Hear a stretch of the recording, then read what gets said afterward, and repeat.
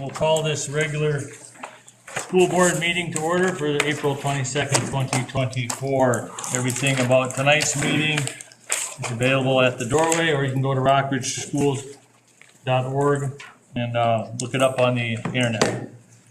At this time, I'd ask everybody to please rise and recite the Pledge of Allegiance.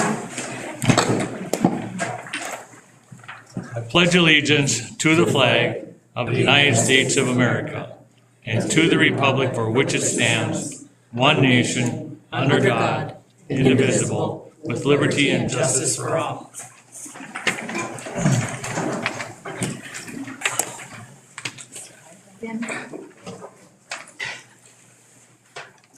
I'll let the record reflect that Mr. Johan contacted me and said that he will be a few minutes late, or 6:15 he should be here. Okay.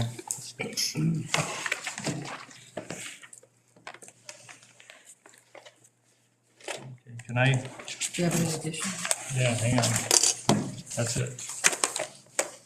At this time, can I get a motion to approve the agenda? Is there any additions? Not that I'm aware of. No? I'll make a motion. Second.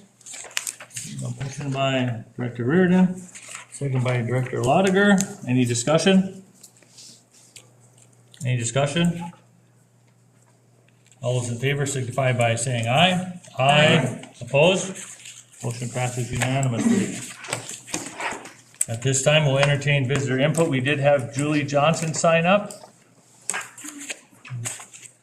She wants to speak on tennis, right? Yep, you got it. Right. All right. Timer. Yep. So my name is Julie Johnson. I'm here to speak in support of the Virginia Indoor contract on tonight's agenda between the City of Virginia and the Rockridge School District for the boys and girls tennis season usage. I am a board member of the facility, and I'm a taxpayer in the district. I have 4 kids in the district as well. And I believe this contract is good for both the district and the facility.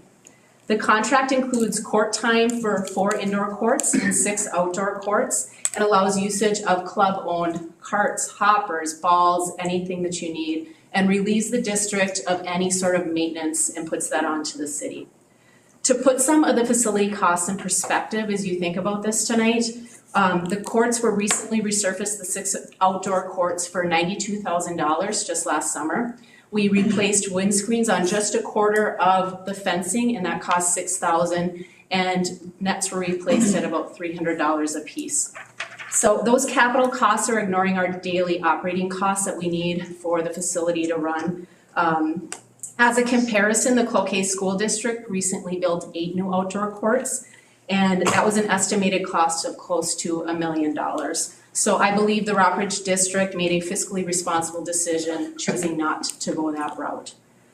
Our club revenue is generated through memberships, court time charges, lessons, and advertising. And when the district uses the courts during the 22 weeks of the boys and the girls seasons, our members are not allowed to hit during those timeframes, and we're not able to generate revenue through lessons. So we need to make that up with the district's contract. Court rates are the lowest in the state of Minnesota, and Rockridge is given a huge discount from that rate. We do have other districts who use our courts, Hibbing, Cloquet, Grand Rapids, and we charge them full court rates to do that. And they're actually only allowed to access the court when we're usually closed as well. So the district also saves money on transportation. There's many times where there's going to be away meets that they get changed to our facility, so the kids can still have their meets go on. The club wants to be the home of the Rockridge Wolverine tennis team, and this agreement relieves the district of maintenance headaches and costs of owning a facility and tennis courts. Club managers and members have volunteered countless hours to help both of your teams coordinate matches and give on-court instruction on a volunteer basis. They want to see the Rockridge team successful as much as you do. The city and the club love having Rockridge students use the tennis facility, and the club is not trying to make a profit from the district. We're only working on trying to make our budget work so we continue to be a viable place for you to use. As a parent in the district with kids who play tennis and as a board member of the facility, I believe this agreement is beneficial to both the district and the facility when taking into account actual court usage from both the boys and the girls teams. So I appreciate your consideration of the proposal, and I'm happy to answer any questions you have. Thank you. Thank you. Thanks, Julie. Good timing. Julie, I have a couple of questions. Yeah, absolutely. You want me to stay up here? Is, Not in public input would we have a yeah, conversation. you're right, this is visitor input, yeah, Visitor input. We would Okay. have that during perfect, the approval of the contract. Perfect. yeah, you're right. Thank you. Thank you. And is there anybody in the public that would like to speak? I do. Okay, well, all right. Yep, got 3 minutes, I know. You know the drill, Catherine. Yep, all right. So I'm here tonight on a couple different things. I sent a message to the school board about the steps and the fencing around the Gilbert School, and I know there was some confusion, so I want to clarify that. The steps actually were in really good shape. The only reason why they were damaged at all is because of the contractor putting asphalt on there, even though originally it was supposed to be saved. The fencing wasn't actually the fencing that was rented, it was fencing that was there from when the school was there. And there are still concerns as to why that was removed, because that fencing was nice, because then it kind of contained the kids, so they weren't running down and going into the street and stuff. And that's why a lot of parents, including myself, enjoyed that.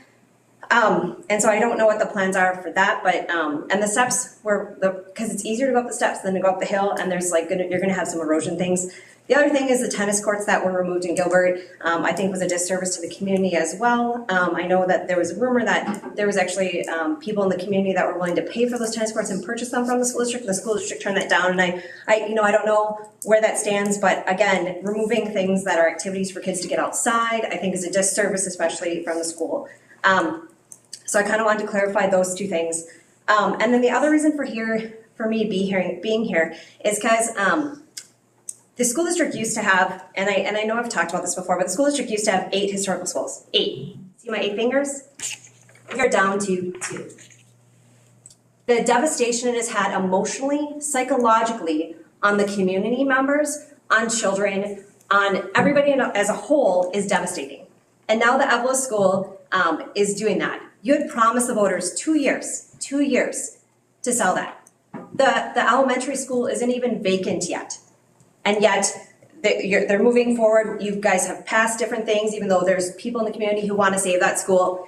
And so, to me, all I've heard from the school board, including in court, has been lies.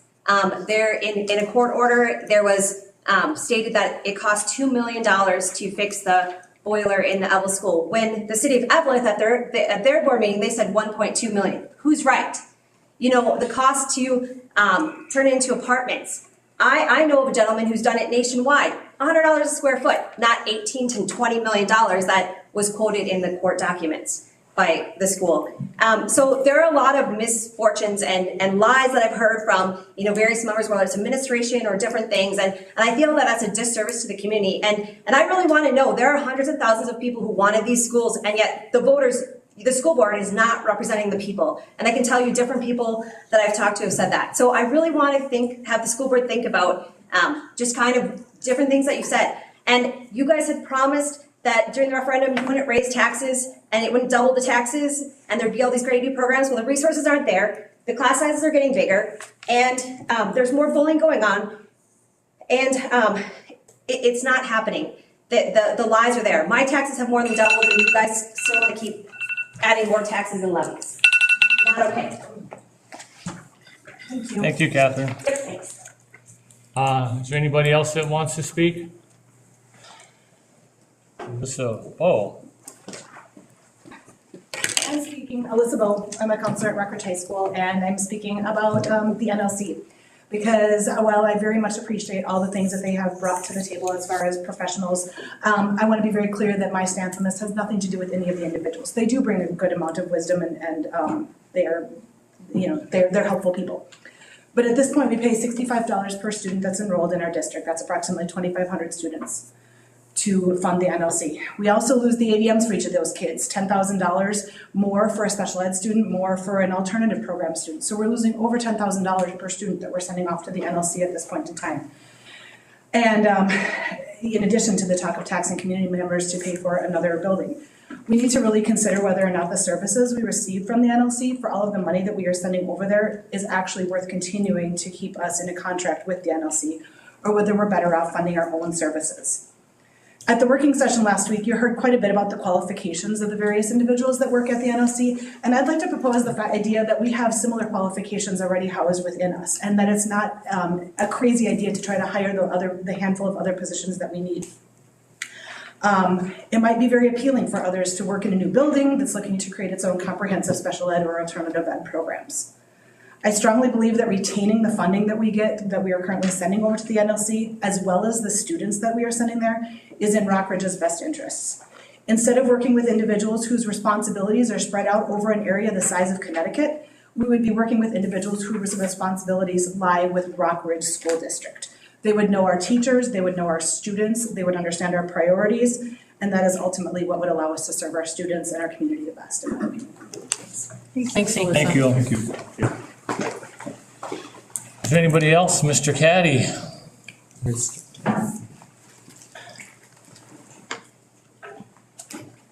Hi, my name is Troy Caddy, teacher at the Rockridge School District. I'm here on item 6.3, the membership of the Northland Learning Center.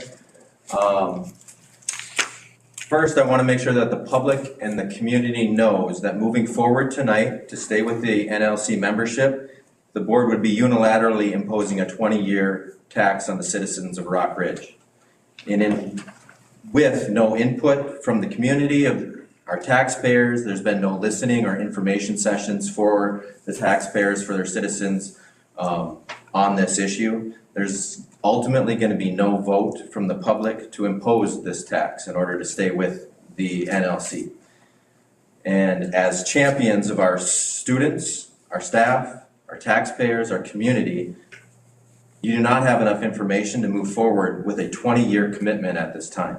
There's so many questions that need to be answered before you could commit to such that long of a contract and that long of imposing taxes for a program that we're not even certain meets all of our needs. Questions. Is the NLC adequately meeting all of our needs? I wouldn't be here if it was meeting all of our needs. Do you know how much money is being spent on our membership at the NLC? Has that been made to our public? Could that money be spent elsewhere more effectively? Do you know how much money is lost when our students go to the NLC versus if they stayed here and we retained that and provided services ourselves? Are there any federal reimbursements that could be saved by our district that we're not really taking advantage of regarding special ed? There's lots of special ed funding. Perhaps there's additional funding out there that we could be better reimbursed for if we were handling this internally ourselves. Ultimately, you're being asked to make a decision right now, and that decision is going to impact the citizens of Rockridge and impose a tax on them. Do you have all the information you need to move forward with that decision tonight? I don't feel like you do. I feel like the NLC can wait till that decision has been made and until you have the information, until the public knows exactly what you're doing moving forward with the NLC. Right now, you're looking at building a building in another community for a program that we can't guarantee is going to meet our needs moving forward and currently isn't meeting all of our needs. So please question that and answer that question for yourself before you move forward with the NLC tonight. It is, without a doubt, your decision tonight is going to be adding a tax to our citizens. And so if you're a champion of the taxpayers, I don't think you can move forward with this right now. Thank you. Thank you. Is there anybody else in the audience that would like to speak? Okay. Hi, Sue.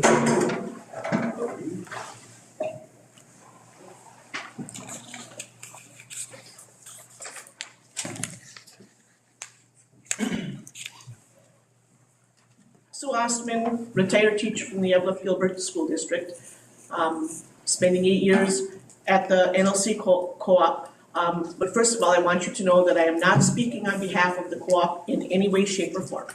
I don't think anybody there knows I'm even here, so I'm only speaking for myself, having worked both sides of the fence. And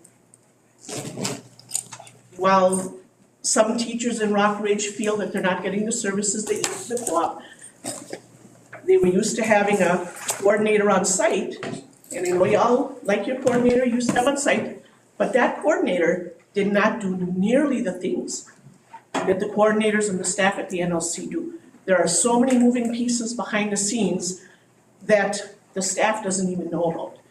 And for example, file reviews. You've got to review all the files, report to MDE. So an on-site coordinator who's there, like you used to have, to talk with kids, make phone calls and all of that, is totally different than what a true special education coordinator does. And like Troy said, you don't have all of the information to move forward with the NLC, but you don't have all of the information to pull out. So if you wait on your decision, the NLC is moving on without you. They made a decision to move forward. And if you vote to disassociate yourself from the NLC, you will have no option to go back because they'll build their building a certain size and there won't be room for your kids. There are so many things that the NLC does that you don't know about. I could go on, but without adequate information on either side, and I know the gals were here last week talking about the cost of one pop a year or one pizza a year.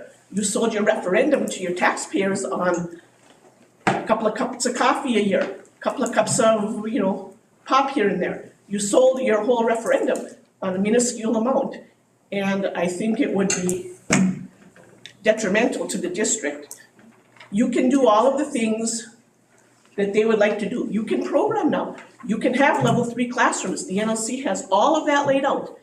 And you don't have a significant amount of level 3 classrooms, which means a student who is into special ed, 60% of their time to 100%.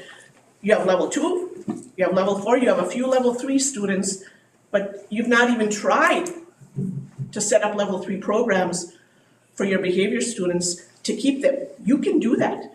You can do all of the programming, all of the things that the teachers want to do. You can do that now. But by leaving the NLC, you're going to lose that level of support. School psychologists, right now you have 1.5 psychologists assigned to you. You have 1.5 coordinators. So it's a big decision. If you pull out now, you can't come back. And you don't have information either way. Thank you, Sue. Thank you. Thank you. Anybody else in the audience that would like to speak? None being had, we'll move along. Item 4, can I get a motion to approve the consent agenda? That was, okay, Nicole? Can get support? Support by Yuhan. Any discussion? All those in favor signify by saying aye. Aye. Opposed? Motion passes unanimously. Item 5, presentation by Ideal Energies with Rich Ragatz? Ragatz. You're gonna have the record. Thank you. That showed up at 6:15. Yeah, let the record reflect that Director Yuhan showed up at 6:15. Thank you. Thank you.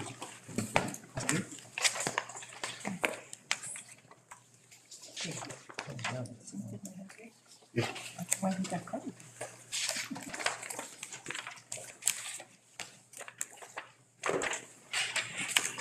Thank you for giving me the opportunity to speak with you. My name is Rich Ragatz from Ideal Energies. I'm a partner there. We started our company back in 2010, and since we started our company, we've done half of all the commercial on-site solar that's been done in the state behind the meter.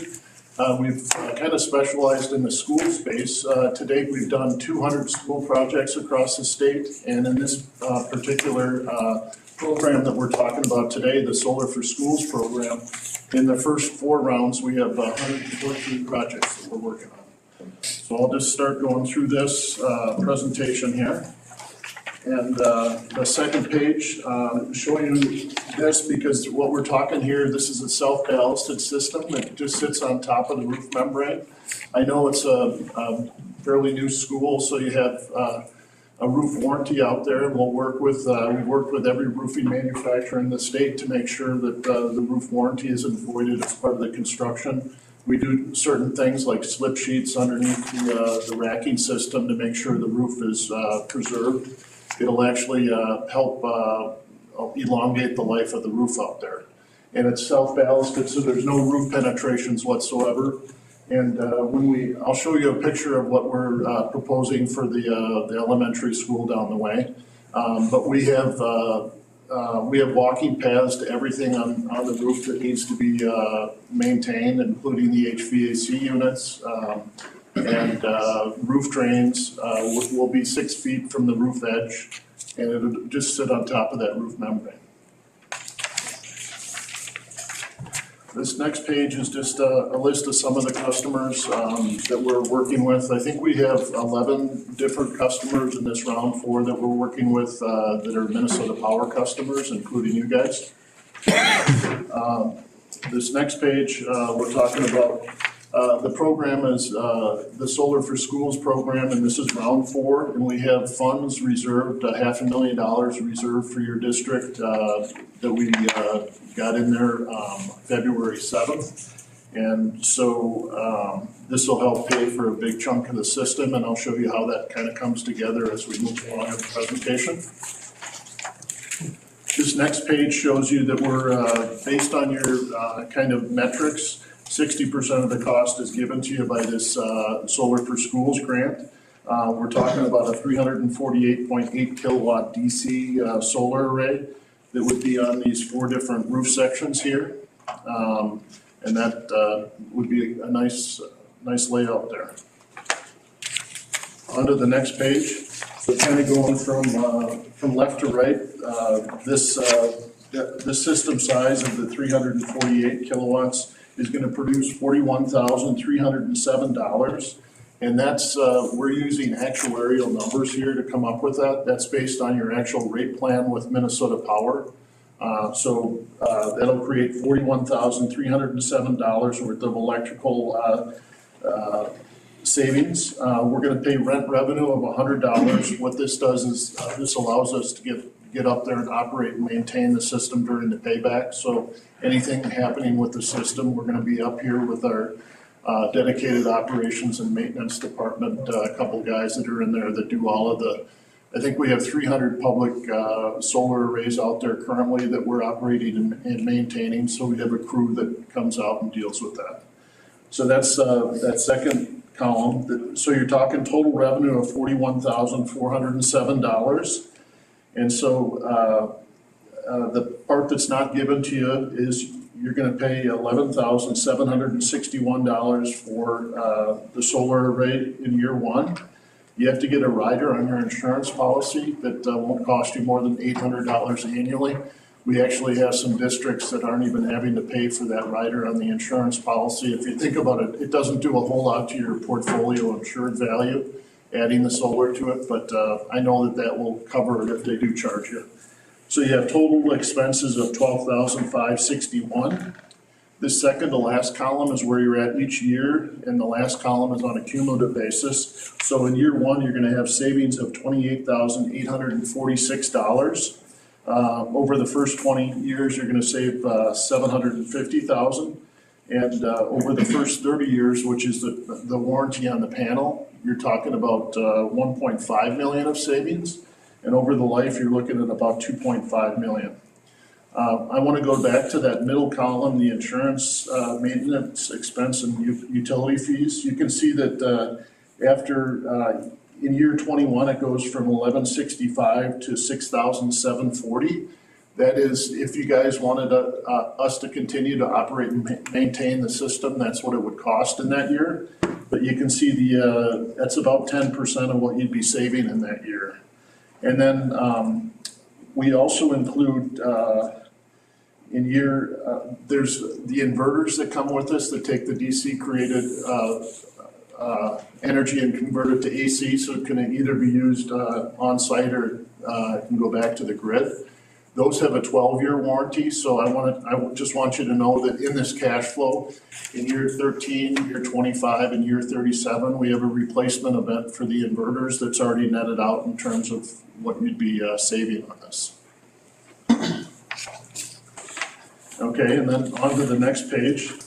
So I'm here to ask you for approval to move forward with this 350 kilowatt size system.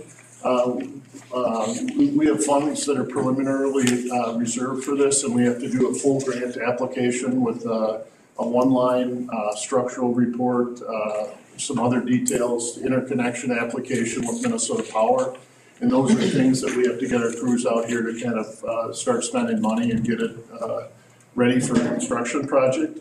And that deadline to get the full grant application is June 7th. And so we'd love to get your approval to move forward and get this teed up for hopefully a construction project later on this year. And then on to the next page here, Ideal Solar Program. Day one, you guys are the fee title owner of the solar array. There's no upfront cost to your district at all. We monetize everything behind the scenes and pay for this and wait the 20 years to get fully paid for the system. Your only obligation is to pay that, it's about a 70% discount on what you would be paying Minnesota Power anyways if you didn't do the solar array.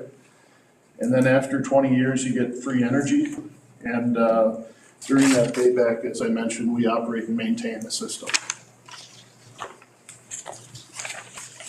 Then as part of this, the Department of Commerce wants the school districts to somehow, some way incorporate in their classroom some educational materials around the solar.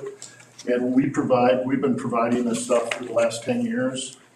You don't have to use the stuff that we provide. We have programs that are around the 5th and 6th grade science classes. And then we also have an 11th and 12th grade kind of pathways program that if the kids aren't interested in going to college, they can learn about some other things to do after they graduate. And those are, modules that can be incorporated, and they're up to the 3 current learning standards in the state. This next page, we also provide a web-based portal for monitoring the system. So you can have it on a screen somewhere in the school, you can have it on your website, or the kids can just pull it up in the classroom and they can see what's happening with the solar daily, weekly, monthly. There's some feel-good stuff down at the bottom right corner here, how much CO2 emissions were saved as a result of the solar and equivalent tree planted, stuff like that. It's kind of cool for the kids to learn about.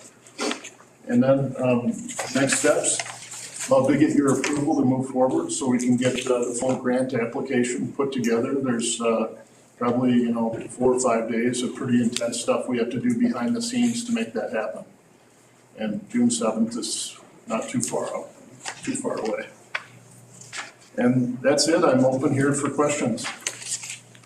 What about snow removal or like big snow winter season? How much, or do our guys have to go up there and clean the roofs off or clean the panels off? No, we know what 1 watt of power will create in terms of energy kilowatt hours at this longitude and latitude. So we've already factored in snow cover, that you'll have some events in the winter that might be 2-3 weeks where it's down, not really creating much energy. But most of the energy is created in those 5 summer months. So you're not really losing a lot. There's no moving parts with the solar array. And they're self-cleaning, so really you put it up there and you shouldn't have to do anything.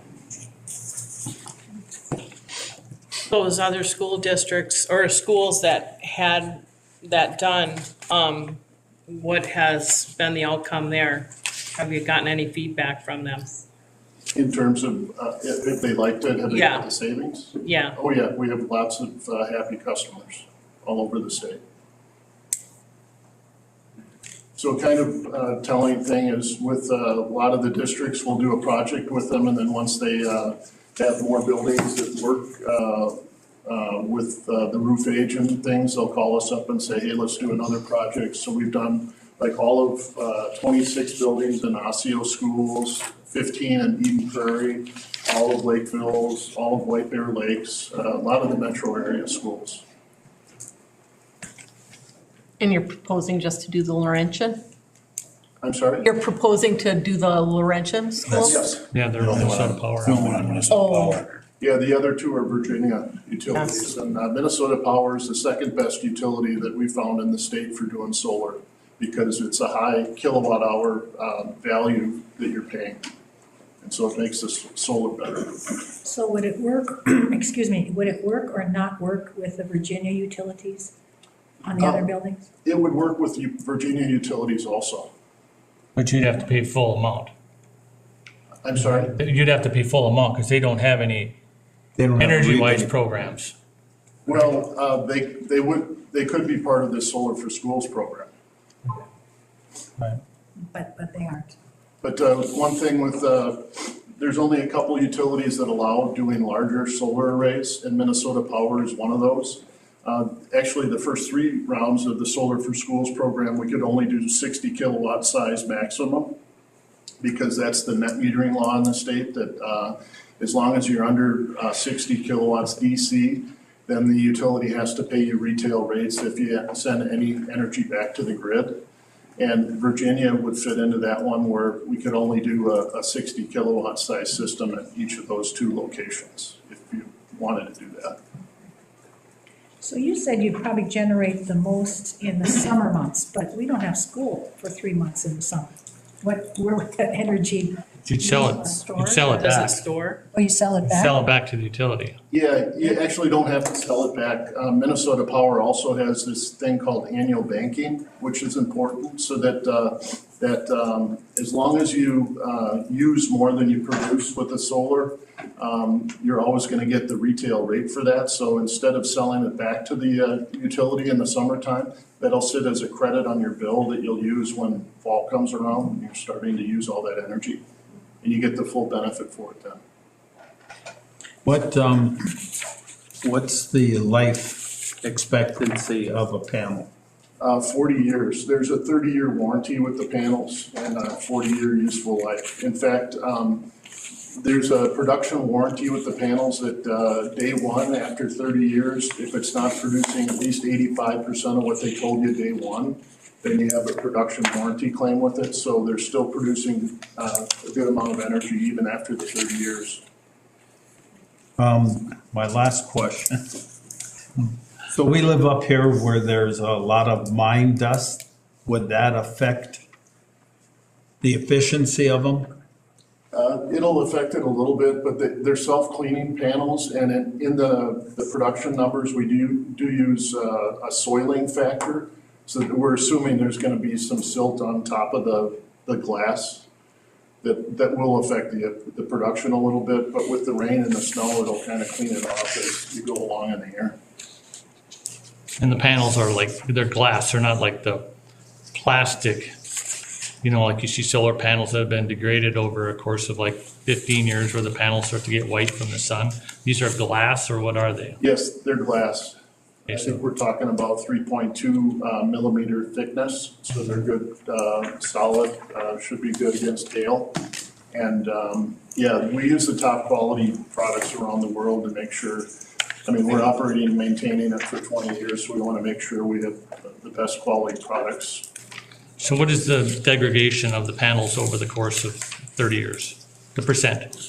Well, year one, there's a 2% degradation, and then every year thereafter, it degrades at 0.45%. So in a solar panel, there's 72 solar cells, and they're connected, and when they're exposed to Mother Nature, that material breaks down a little bit, and that's why they get a little less productive, but you still get that production line. Okay. I know this is a presentation. I don't know how the board wants to. I have one more question. Okay, I'm sorry. And the panels are made where? Well, Do you buy it? Because isn't that plant still in Mountain Iron? Yeah, they're going strong. Helion? Helion, there you go. I was just wondering where, well, we're not planning on getting the Helene panels. We've Okay. used them over the years. But we're either gonna go, there's like Silfab is down in Jacksonville, Florida. That's where they're put together. Or we have some Canadian or Taiwan panels that we source. thank you. So does this system or this program, does Minnesota Power make any money, any profit on this, or do they lose profit from their services to the school? No, this is a program that's established through Xcel Energy and the Department of Commerce. And so it's just funds are used to help incentivize customers like yourself do the solar, and it doesn't really affect the utility. It doesn't affect their profit? Well, I guess in a sense, it would probably diminish their profit slightly because you're taking away some of their gross profit, which they are allowed to make a underlying profit on. They get some refund, or there's something that actually, when they buy back solar power, they're reimbursed, or there's a percentage, isn't there?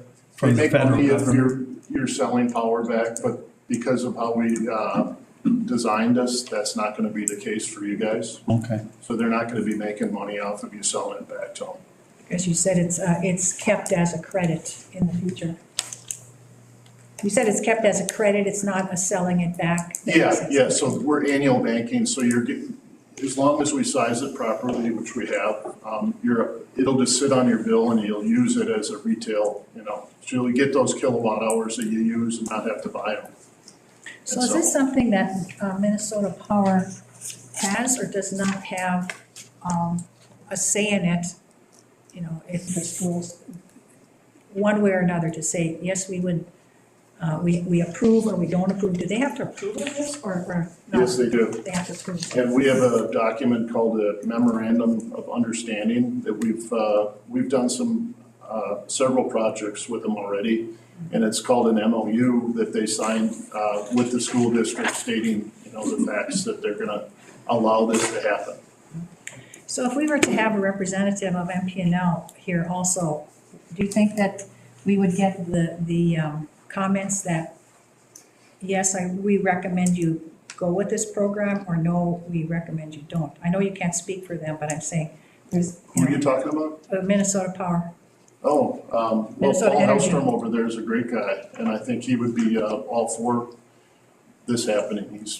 They're pretty pro solar, Even even if though it kind of affects their bottom line. Even if it cut into their profits, is what I'm getting at. Yeah, Their objective is to be green by 2030 or 2035, I believe. yeah, 2035, and they have certain criteria that they have to meet to kind of, be good stewards, and this helps them get to that point. It helps them check that box. So now on here you said there's no upfront cost. Correct. So the bottom line is throughout these 20 to 40 years, what would the school district be liable for at any point in time? You're just, you're paying that discounted energy during the 20 years. And I think it's a 70%. Which is on the page before or whatever. Yeah, it's a Okay. 70% discount on what you would have been paying. Okay. How long does install take? I'm sorry? How long does installation take? It'll take probably 3 to 4 weeks. We'll make sure that doesn't disrupt the kids' learning. We can load it on a weekend, we can do all these things. Once we get it up on the roof, really nobody will know what's going on. And then we need a few days in the electrical room to put in some of the stuff that is required as part of the interconnection. And what you're looking for tonight is approval to proceed for applying for the grant? Well, members of the board, what we did is, they're here so you can hear this. So I was thinking you would just hear the presentation and then think about it. And then we talk about this again later on because you're still okay with the deadline. So at this moment in time, you can do whatever you want to do though. So Rich, on the agenda, it's basically a presentation. We weren't ready to vote on something, okay? So we would have to bring it back to our next meeting and then put that on the agenda to vote to move forward with it, Okay? okay? So is that what we're gonna Is do? that- So we just take no action, is what? Yeah, I mean, We don't even have to have a motion. It's just presentation. It's just his presentation. There So was if no we'd like nervous. to, we can put it on the next agenda for Yeah. vote. Yes. Would that be, Sounds good. Whatever you want to So do. Rich, at our next board meeting, which will be May, when is it, May 13th. May 13th, we'll put that on the agenda and we'll vote and we'll see how it turns out and hopefully what's in our vote's in our favor. Okay, well, I'd love to be up here for the vote, just in case there's any questions, but I know I'm like triple booked on that night. Okay. Would you do an electronic Zoom meeting or something? Yeah. Want to make a vote on it? Well, I mean, what does the board say about moving forward with the grant? I mean, it doesn't cost you nothing to move forward for them to apply for the grant. Well, then why would they waste their time if we decide not to go with it? I think Okay. this is the first that we've heard of it. I think we need to take some time with it. I'd like to have like at least a couple high schools, just a recommendation of how it's going for them. Okay. I'd just like to hear. I don't know if you could do that or if you do that, but that would be just nice to hear, like, that they were pleased and happy with. Yeah, I mean, Yeah. there's like Jeff Burgess, if you know Jeff, Steve Anderson over at Proctor, a couple others that I could. Can you do Masabi East? Did we do Masabi East, didn't you? What's that? Did you do Masabi East? Yeah, Masabi East, yeah. Yeah, I think it would just be good to just Okay. hear it. So maybe you can, at our next board meeting, you can tune in electronically, like to Zoom or however we can do that to talk to our IT guy over there, how Okay, Or that's done. some other representative in person in Louisville, something Okay. like that. Where did you drive from? 3 hours away. Oh, Minneapolis. Minneapolis. Okay, all right. That's why, I mean, I'd love to be up here in person, I prefer Okay. in person, but it's 6 hours, so. This is a pretty big project, so I think we need to take a little bit of time anyway. We just got this information on Friday. I'd make a motion to approve it tonight. I'll second that. This is, Okay. this is just to go ahead with the Just for them to just start the paperwork. paperwork, so. Okay, so we got motion by Johan. Director Yuhan, support by Director Reardon to move forward with the paperwork for the grant. Any discussion?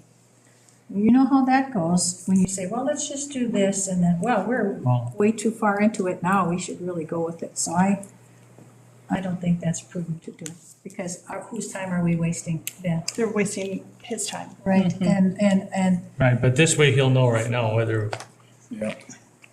And 70% savings off of what we're already going to be paying. I mean, I think that's kind of a no-brainer. to I go have with. to And, agree you know, with that. Okay, any more discussion? To move forward with the paperwork for the grant. All those in favor signify by saying aye. Aye. Opposed? no, Abstain. So it's 4. 511. Oh, did you go? Did you, Lisa, what was your? yeah, I voted for it. Okay, so it's 5, 1, and 0. Okay. 511. 511. 511, excuse me. I'm sorry. 511. Zero. You're not, 5, 1, and 1. Hey. Thank you, Rich. Well, thank you very much, really appreciate it. Thank you. Yep. It's a very successful project. Thank you. Up next, 5.2, our presentation on the instructional design of the roadmap by Alicia Schroeder. All right, hello, so I'm just here to talk about our roadmap. Just a few things, I feel like this year we couldn't get together site teams, we couldn't really get a lot of teachers to join them. So that struggle, feel like that's a struggle for us because it's important to have a whole group of people together to move things forward. And if we don't have people we can't have, it'll come from the top down. And obviously we know it's just better to have a team of teachers. When I first started on, we had site teams and we talked about the roadmap and I feel like we made some good gains. So I guess a goal of mine would be to hopefully improve that for next year and get more teachers to join the conversation and have some voice and choice on how to make our schools better because we can't do it with a small group of people.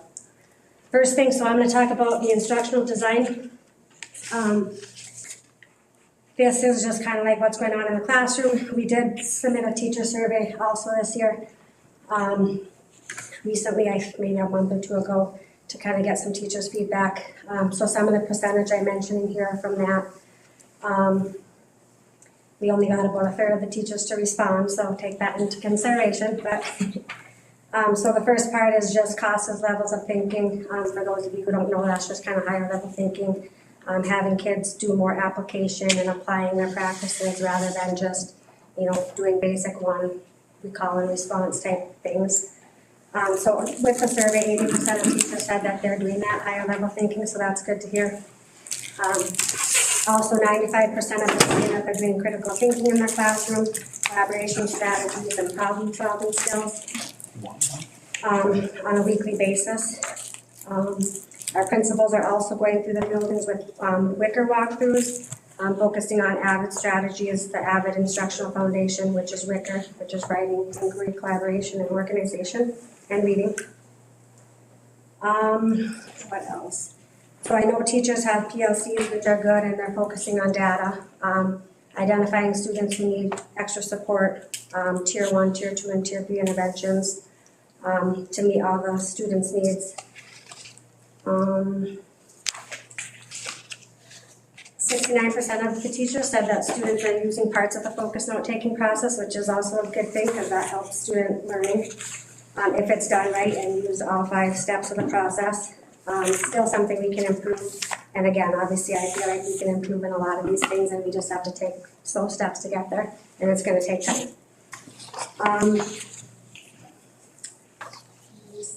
Feedback, 72% of teachers are providing feedback, and we know feedback is, it's good on Hattie's effect side. I think it's like a 0.70, showing that student achievement increases if you do good feedback for kids. And then kids can actually take that feedback to improve their instruction, improve their learning. 60% of our students, K-8 at least, are setting goals, and goal setting is huge as well. If you know, obviously, if you set a goal and you have a plan, you're going to be more successful.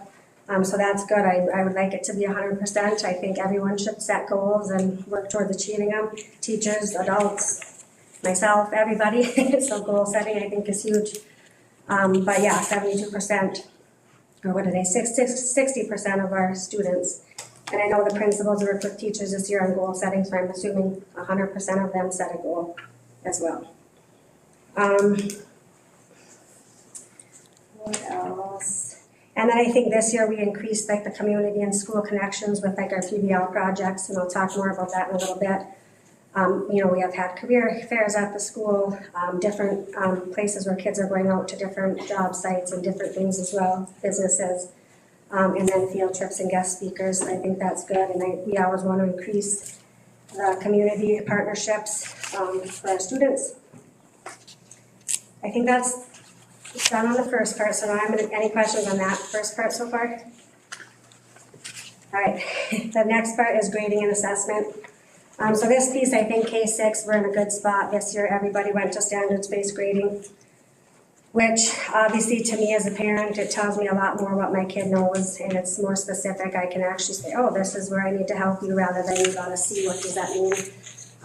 So I think that's really good. It just gives teachers a focus on what's important to be grading, rather than just grading everything. And it does take a lot off the teacher's plate, because you should not be grading everything you do.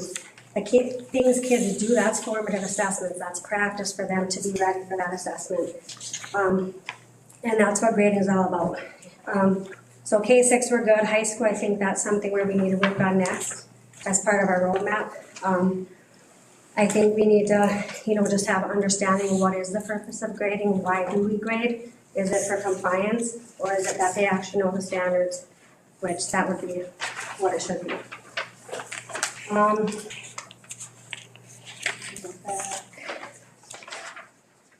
And then our teachers, I think the last couple of years have identified their power standards at each grade level, and that's the focus of their instruction, guaranteeing that when this kid leaves my classroom, they are going to know these power standards, which were identified as the most important. And that's basically how the report card is created, based on those power standards. And a good piece of that data from the survey is 78% of teachers allow retake opportunities, which I think that's big. Obviously 100% is the goal, because no kid is ready at the same time to take an assessment. I might take longer to learn something than somebody else. So if we can get that to 100%, I think that would be huge as well. Just giving kids a chance without getting a penalty. Just because I had to take it again, I shouldn't get a penalty. Thinking about your driver's test, if you fail the first time, but you pass the second time, no one's gonna dock you points because you failed the first time. And 64% of the teachers said that they include level 3 questions in their assessments. So that's good, making sure their assessments aren't super easy and kids have to, answer higher level questions and use those critical thinking skills. Okay, grading assessment is done. Any questions there?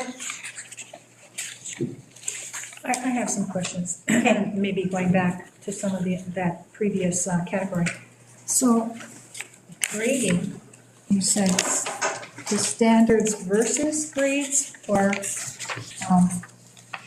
couldn't they be complementary to have standards check off and then grades according to how deep or shallow the student was able to understand or perform or explain those standards? Well, and that's kind of what standards-based is, so it's like they're meeting the standard, they're, approaching the standard, or about they're, does not meet. So that's kind of the level that they rate them on. So if they're meeting or exceeding, they are at the higher end, and if there does not meet, they still need some work. Or partially meets, they can understand part of it, but need help to understand all of it. Yeah, It's a far more comprehensive way of reporting the students' achievements. You exactly know what's going on in the classroom. Mm-hmm. And I have a kid in 4th grade, in 2nd grade, and then I also have a 7th grader.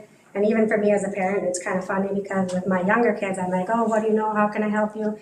And my older kid, I'm like, wait, turn this in, make sure you do this. But I'm like, I'm not even concerned what she knows. I have no clue what she knows. I'm just more like, you need to comply, you need to turn in the work. And really, that's not what grading is. But that's what I tell her to do because that's what she needs to do to get the A. And it's like, you need the A. Well, because you need the A, but I should be more concerned, how are you testing? And what do you actually retain? And so that's just a mindset, like a thought I had when I was dealing with this year.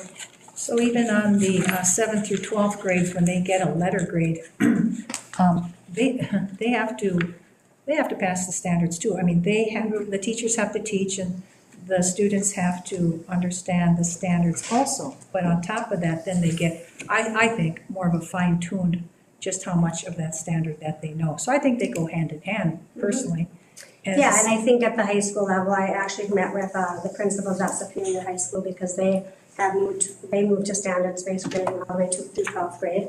And the way they do it is they do quarters. Every quarter, kids get a standards-based grade. And at the semester, they get letter grades. So they have a correlation chart that shows meeting is this percentage. It's basically the A's are meeting, the B's are partially meets. And it kind of aligns so they can give that letter grade just for obviously colleges and things to make it easier, so they have a GPA and they have all that stuff. And we're not even there at the high school. Personally, we need to be there. That makes sense, that grading shouldn't be whether or not I can do this extra credit to make up points, or if I turn something in late, I get docked. It should be, what do I know? Well, I agree with that. Extra credit to bring up your grade and has nothing to do with the content. Yeah. And then I read something here that it's I don't even know what the word is. Understand the underlying reasons why a student may score lower the second time and always record the higher grade if a student scores lower the second time. I don't understand that. You always get the highest grade, even if you take it again, you get a lower grade, but you always take the highest grade.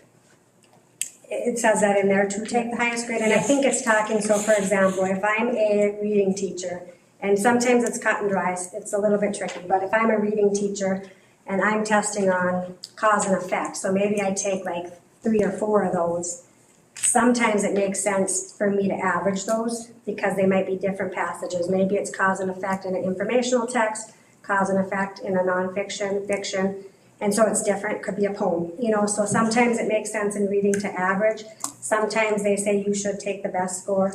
And honestly, I went to a training last summer on that grading, and that's what they kind of said to do, is you always take the top score. And if you have a question as a teacher, you're gonna reassess or do something to make sure you know, do they get it? And then I noticed throughout it must just be because this was developed, but Beth Ramon's name is in here. And you might want to take her name out of here because you're there, she's no longer with our district. And I see Willie's name, he must be part of the Yeah, system this too. is not, it's the whole team, roll out. Okay, Thank you. thank you. I have one more. Oh, we're not trying to rush you out of here, Emma. The last thing I was just gonna talk about is our PBL design project and process. So last fall, all the teachers had training on project-based learning, which I think went good. Obviously, it's year one, kind of play with it. We need to probably improve like you can every year, but all teachers created a project in that training and were, to implement it during the school year.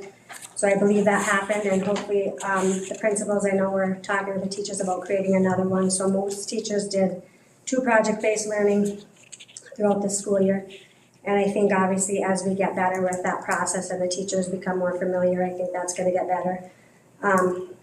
Something that I think we could do is, talk with the team, or whoever can get teams together, is look at like a PBL kind of alignment, even if we say K-6, like what are kids getting in kinder, what are the 2 PBL projects they're getting, and looking at then what do they get in first grade, so it's not similar and they get different things. They also talked about, and I'm saying I'm talking about the PBL presenters from pblworks.org. They said it would be really good to look at our portrait of a graduate and our portrait of a 6th grader and look at those traits. So as a 7th grade team, we might say, because we don't want Troy doing 2 projects and then, Tony doing 2, and they're both 7th grade teachers, because now those kids are doing 4 and they might be doing millions of projects. That's not how it should be. Kids should really only do 2 a year. That's like maxed out. It's project-based doesn't mean we're teaching this every single day. It's implement 2 good projects a year that kids get exposed to this whole process. And so I think coming up with a map and then looking at what parts of the portrait of a graduate can we take, like, it says kids are innovative, where can we stick that in? And then we can, 7th graders are getting these pieces of that, 8th graders getting this. So then kids are getting different pieces. So I think that's somewhere we need to go in the future, is try to make that process a little more seamless, and so we kind of know what kids are getting. So yeah, I think that went good. And I think, kids, part of that is kids present to the public, not just their classroom. So it's good public speaking skills and sharing what they know with others. But yeah, I guess I'm done now.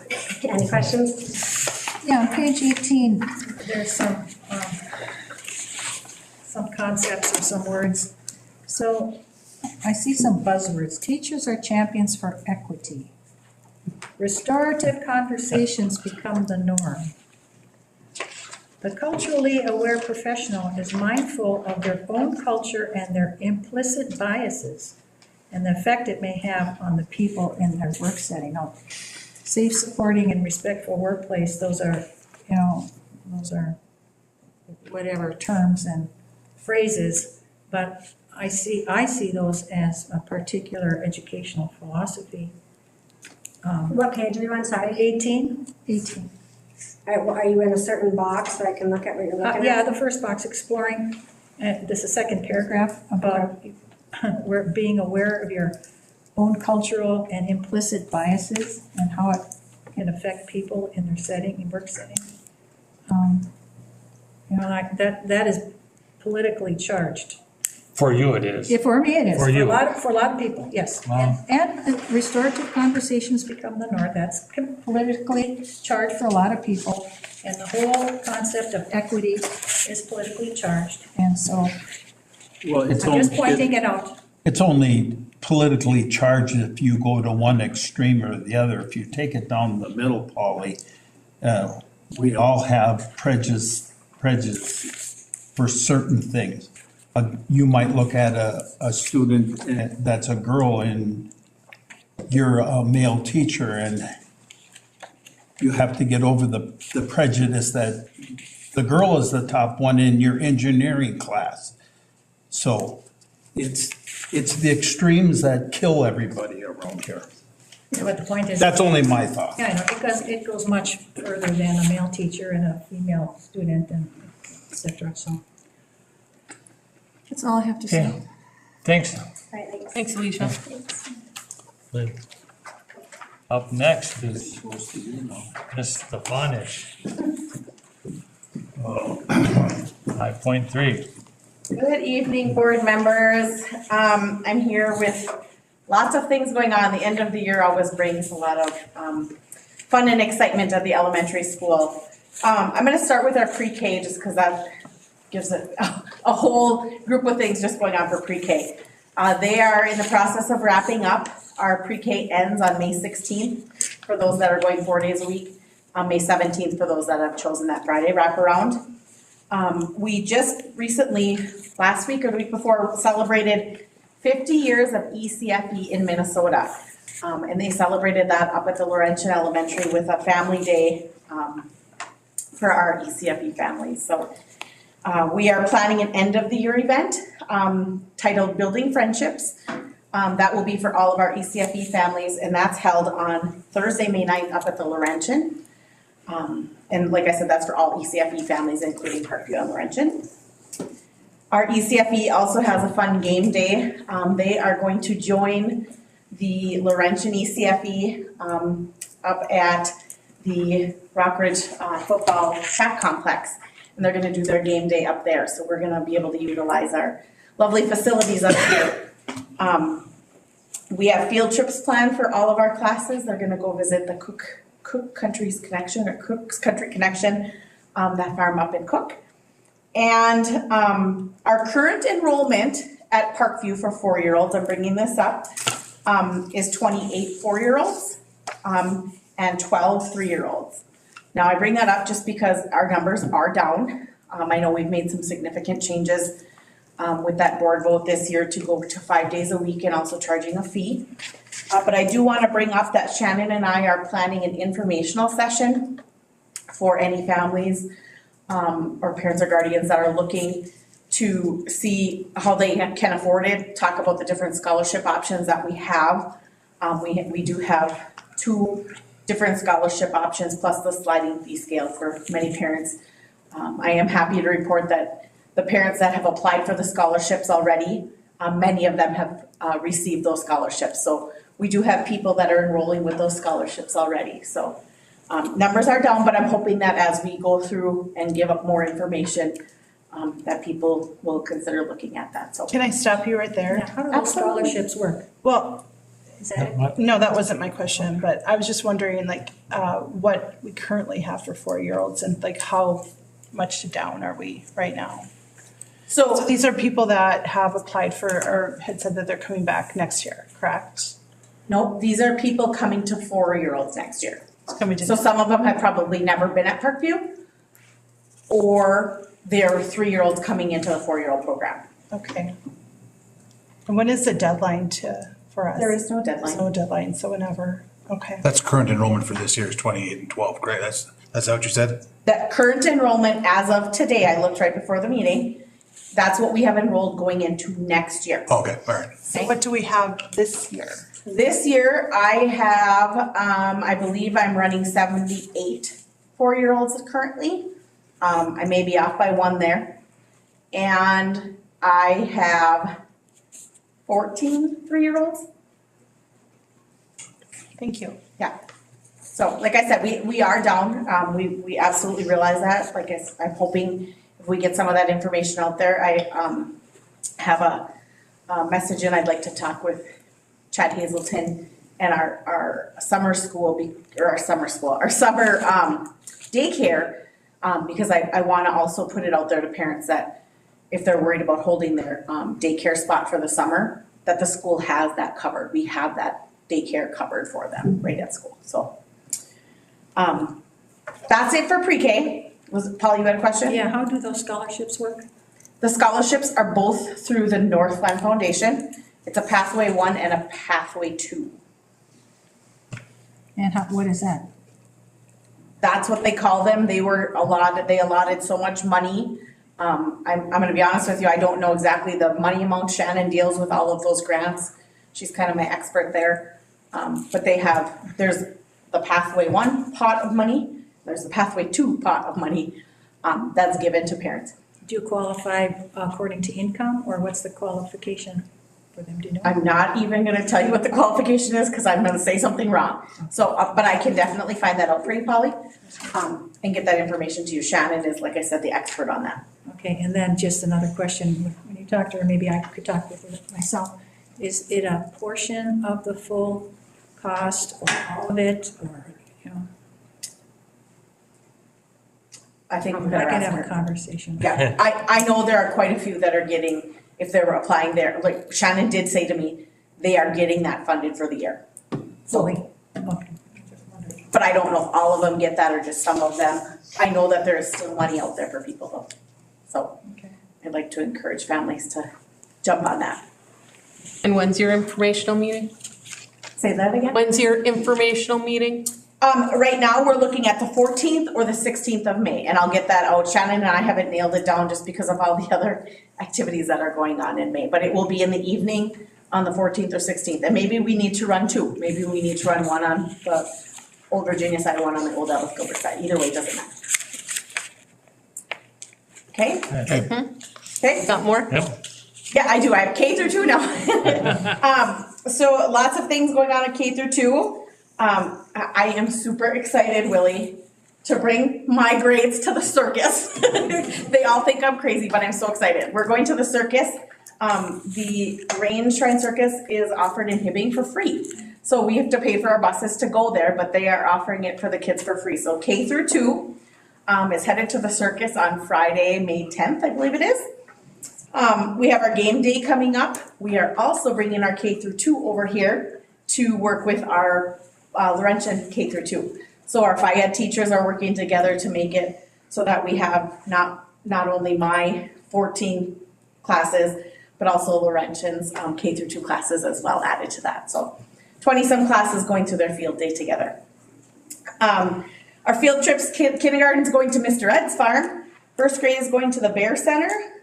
Second grade next week heads to the Rife Center. And then they also do a downtown field trip where they go and visit like the library, police station, Fire Hall, a couple different businesses where they go downtown and they take their classes to learn about what's right in our community. And then they also get to go do a little mini golfing. So our second grade is also planning for the big North Star tour. Mr. Manny has set that up with my second grade teachers to bring them over there, tour the new school, kind of get them excited to be moving into the new North Star, be the, I don't know, they're not gonna be the big kids on the block now, but they're excited to be going over there into the new building.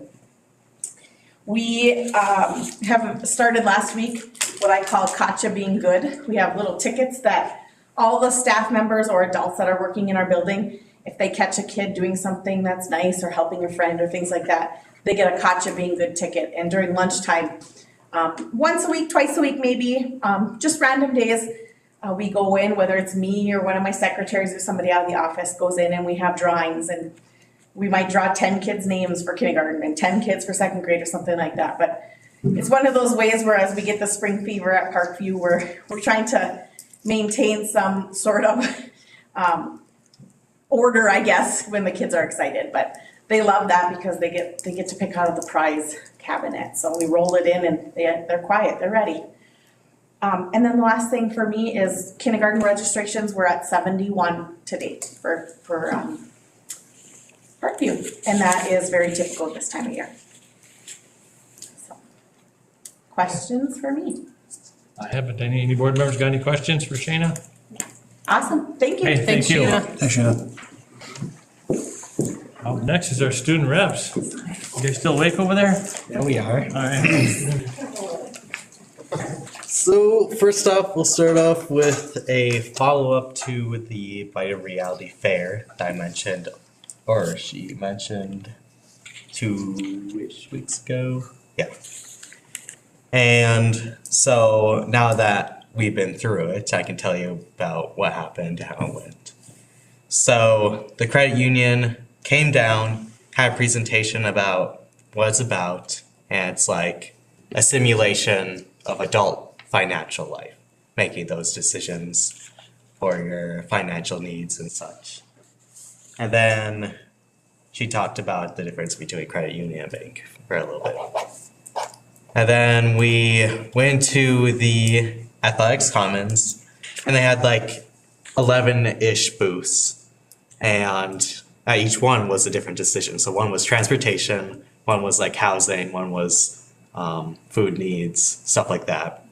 And once you're all done with that, you go up to the credit union, and if you didn't meet your goal, your budget, they'll help you decide what to move around, what funds to move around. I actually went and I attended that. It was pretty cool. Like the transportation piece. For instance, you have to pick between like an old car or a luxury car, family van or something like that. And then if you didn't have enough money at the end, they sent them back and they have to get the old car or something. So it was pretty cool.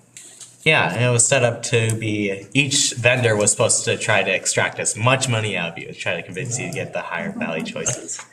And nobody had it easy. Nobody had that rich person job. We all had graphic designer and the such.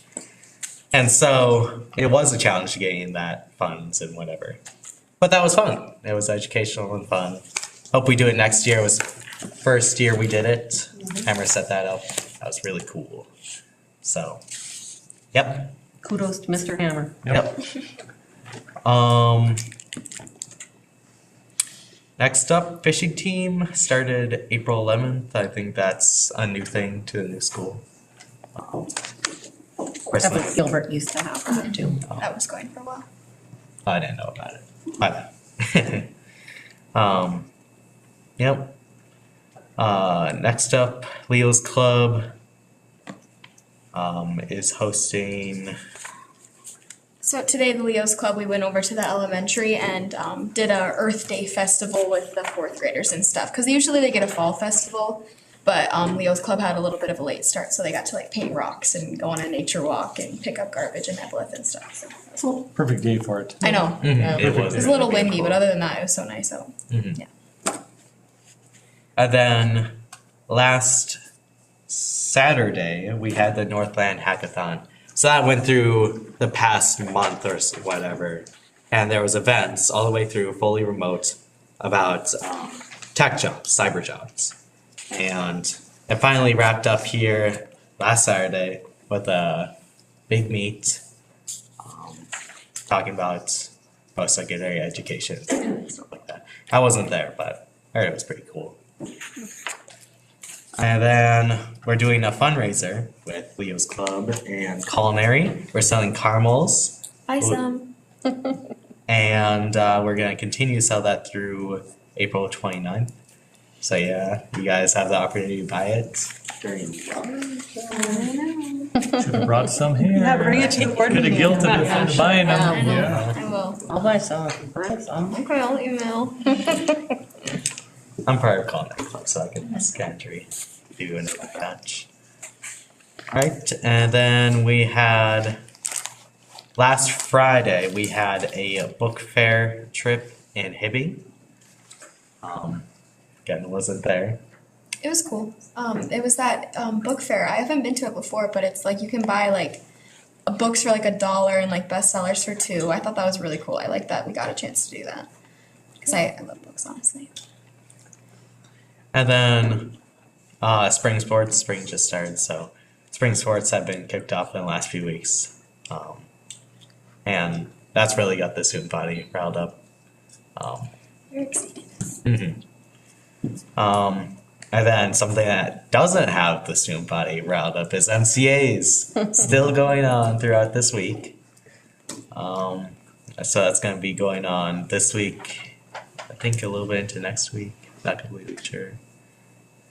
And then finally prom this Saturday.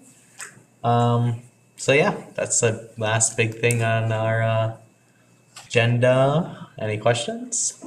Where is prom being hosted? At the Yeah, it's gonna Evelyn? be like like downstairs in the arts area where there's that big window and stuff. Yeah, it's gonna be down there. Okay. So I'm excited. different. Nice. Yeah, Should be a cool spot for it, I think. Yeah. I know, I thought so too, because you get to look out the lawn and stuff, so I'm excited. yeah, very cool. All right, All right. thank you. Questions? Thank you. Thank you. Thank you. I would have thought the MCA's would be. Highlight, right? The highlight. Personally, I don't like big trucks. Well, As far as the student report on the agenda, I guess I envisioned that if you student reps had any input during our agenda items too, that you would pop in and be allowed to give your input on agenda items. So as far as I'm concerned, feel free to do that. We're aware. Okay? Okay. We'll definitely do that. all right. Okay. Thanks, Ashley. Cora? Next is the superintendent report. Members of the school board, I have a number of things to update you tonight. In addition to what you see in front of you, I'll give you an update on the lawsuit and what's happening with the Evelyn site. Willie's gonna give you an update on due bid here. And then, I'll talk a little bit about the Gilbert tennis courts and playground, just so the public knows what's really happening. First of all, the board has asked for different information. How many kids are going here? How many kids are leaving? Are we a plus? Are we a negative? What's happening with our enrollment? So you have a number of reports in front of you indicating that. And so the first one I'll talk about is the percent of residents attending resident districts. This means this is the state of Minnesota report. You have in front of you the latest one. It's a year behind. And in the yellow on the bottom, that is Rock Ridge. And what this is, these are all of the area districts. The percent of students who are living within the boundaries of that district who actually attend that district. That's what those percents mean. And you can see over time what has happened over time. Now, ours is a little unusual because in the yellow highlighted, and those who are watching on home, you can see the yellow highlight, that's Rock Ridge. Well, prior to Rock Ridge, it was Virginia and Evelyn Gilbert. And you can also see the Evelyn Gilbert numbers, and you can also see the Virginia numbers, the percent. A couple things to point out. Right now, Rock Ridge, we are getting 78% of our students who live within the district are actually attending Rock Ridge Public Schools. You can also see that the total regional average is 76.8. So this is, again, we don't have up-to-date information because we don't, the MD hasn't published it yet, but they will. And then we'll let you see what those numbers are. So Rock Ridge is a little higher than what the average typical school in Northeast Minnesota is. A couple things to point out. If you're wondering, well, how does that compare with other districts around us? So I'm looking at the 2022, 2023 of the districts that are immediately adjacent to you. You can tell that we are retaining 78% of our students. Mesabi East is a little higher, 82.8. St. Louis County retains 71.4% of their students. Mountain Iron retains 55.6% of their students. Chisholm, 71.8% of their students. Nashwauk, which is a little further away, 69.6%. Hibbing which is similar in size to Rock Ridge, 80.7%. We don't have the updated ones. We know that construction has had a little bit of an impact, and where are these kids going? We'll get to that on some up charts. But a couple interesting things to point out. If you look at Virginia, the last year that we had just Virginia, the data 77 in 2019-20, 77.5% of Virginia students who lived in the boundaries of the Virginia district attended the Virginia school district. And the Evelyn Gilbert, 58.7% of the students who actually lived within the boundaries of Evelyn Gilbert actually went to school with the Evelyn Gilbert district. So Rock Ridge is made of those same two school districts. So if you put these together, you can 77.5 and 58.7, that's what was attending before consolidation. Since consolidation, you have 78%. That is a higher number than what they were doing separately. So if you are hearing people say, well, after the consolidation, people are leaving, they're going somewhere else, we have fewer kids, that is absolutely not true. You have more kids attending the consolidated district than you did when the two districts were separate. And these numbers you pulled right from MDE? They're coming from MDE. But the distinction is, Noel, is that these are residents students. Yep. They are not the net number of students that we serve, the ADMs. And I'm getting to that one. So these are just kids who are living in your attendance boundaries and the area ones. So before I leave this one, any questions or thoughts? With Virginia and Evelyn, does that 77.5% account for Virginia students going to Evelyn? Or no? No. No. They're just, Only Virginia kids who are actually going to Okay. Virginia schools within the Virginia boundaries at the time. Okay. Yep. So the next one, there's another one you got here, and this one is on enrollment. And there's a number of charts here. And I believe that Mike's gonna pull it out, but the numbers are gonna be smaller, so they're gonna be a little bit tougher to see. But these are, Andrea, with Michelle, worked the numbers up. And so the most important one, Mike, if we can go to the out and in one for the whole district. So what's really happening as far as how many kids are actually leaving, how many kids are actually staying? Is this the right one here?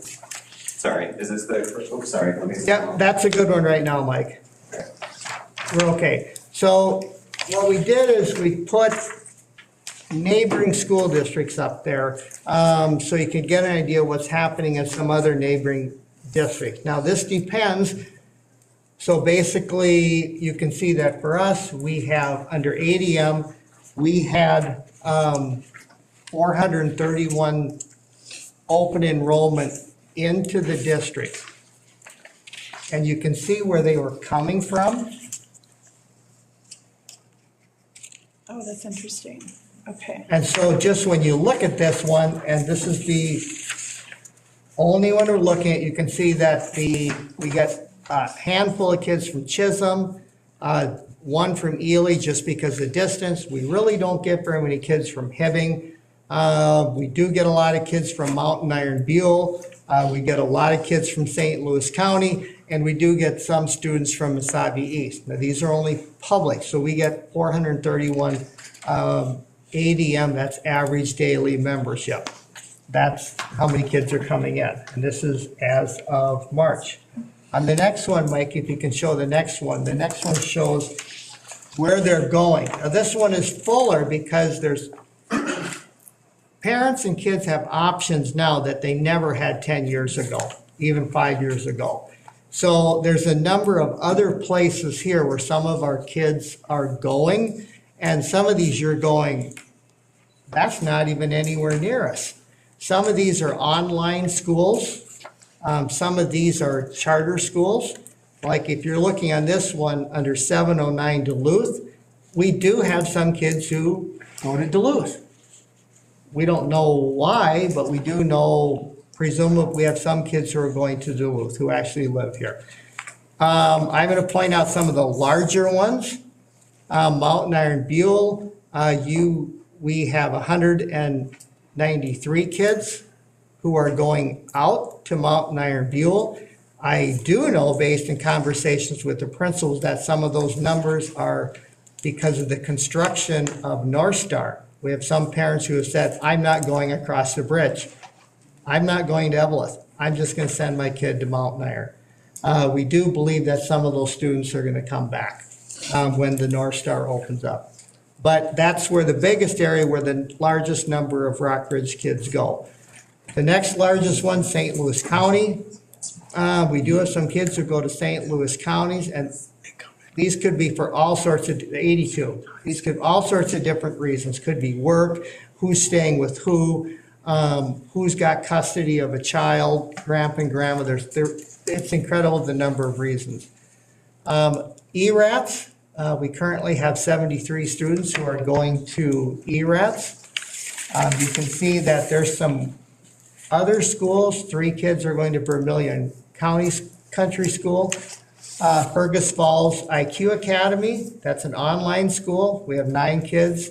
Houston Public. Houston is in the, if you're wondering why are they going to Houston, that's in the lower north, southeast corner of the state, almost in Iowa, Wisconsin. And the reason for that is they have an online school, and they've been signing kids up for decades. In fact, they were one of the first ones in the state of Minnesota to do it. So we do have some kids who are going online. Minnesota Transitions Charter, that's another online. We have 50 kids going there. Worthington, 3 of our kids are going to Worthington in the, yes, that's in the southwest corner of the state, and Wabasha, Kellogg, we have. And if it says 1.66, that means that a student was there for part of the year. They weren't there for the whole year. So the net effect of all of this, so what does this mean?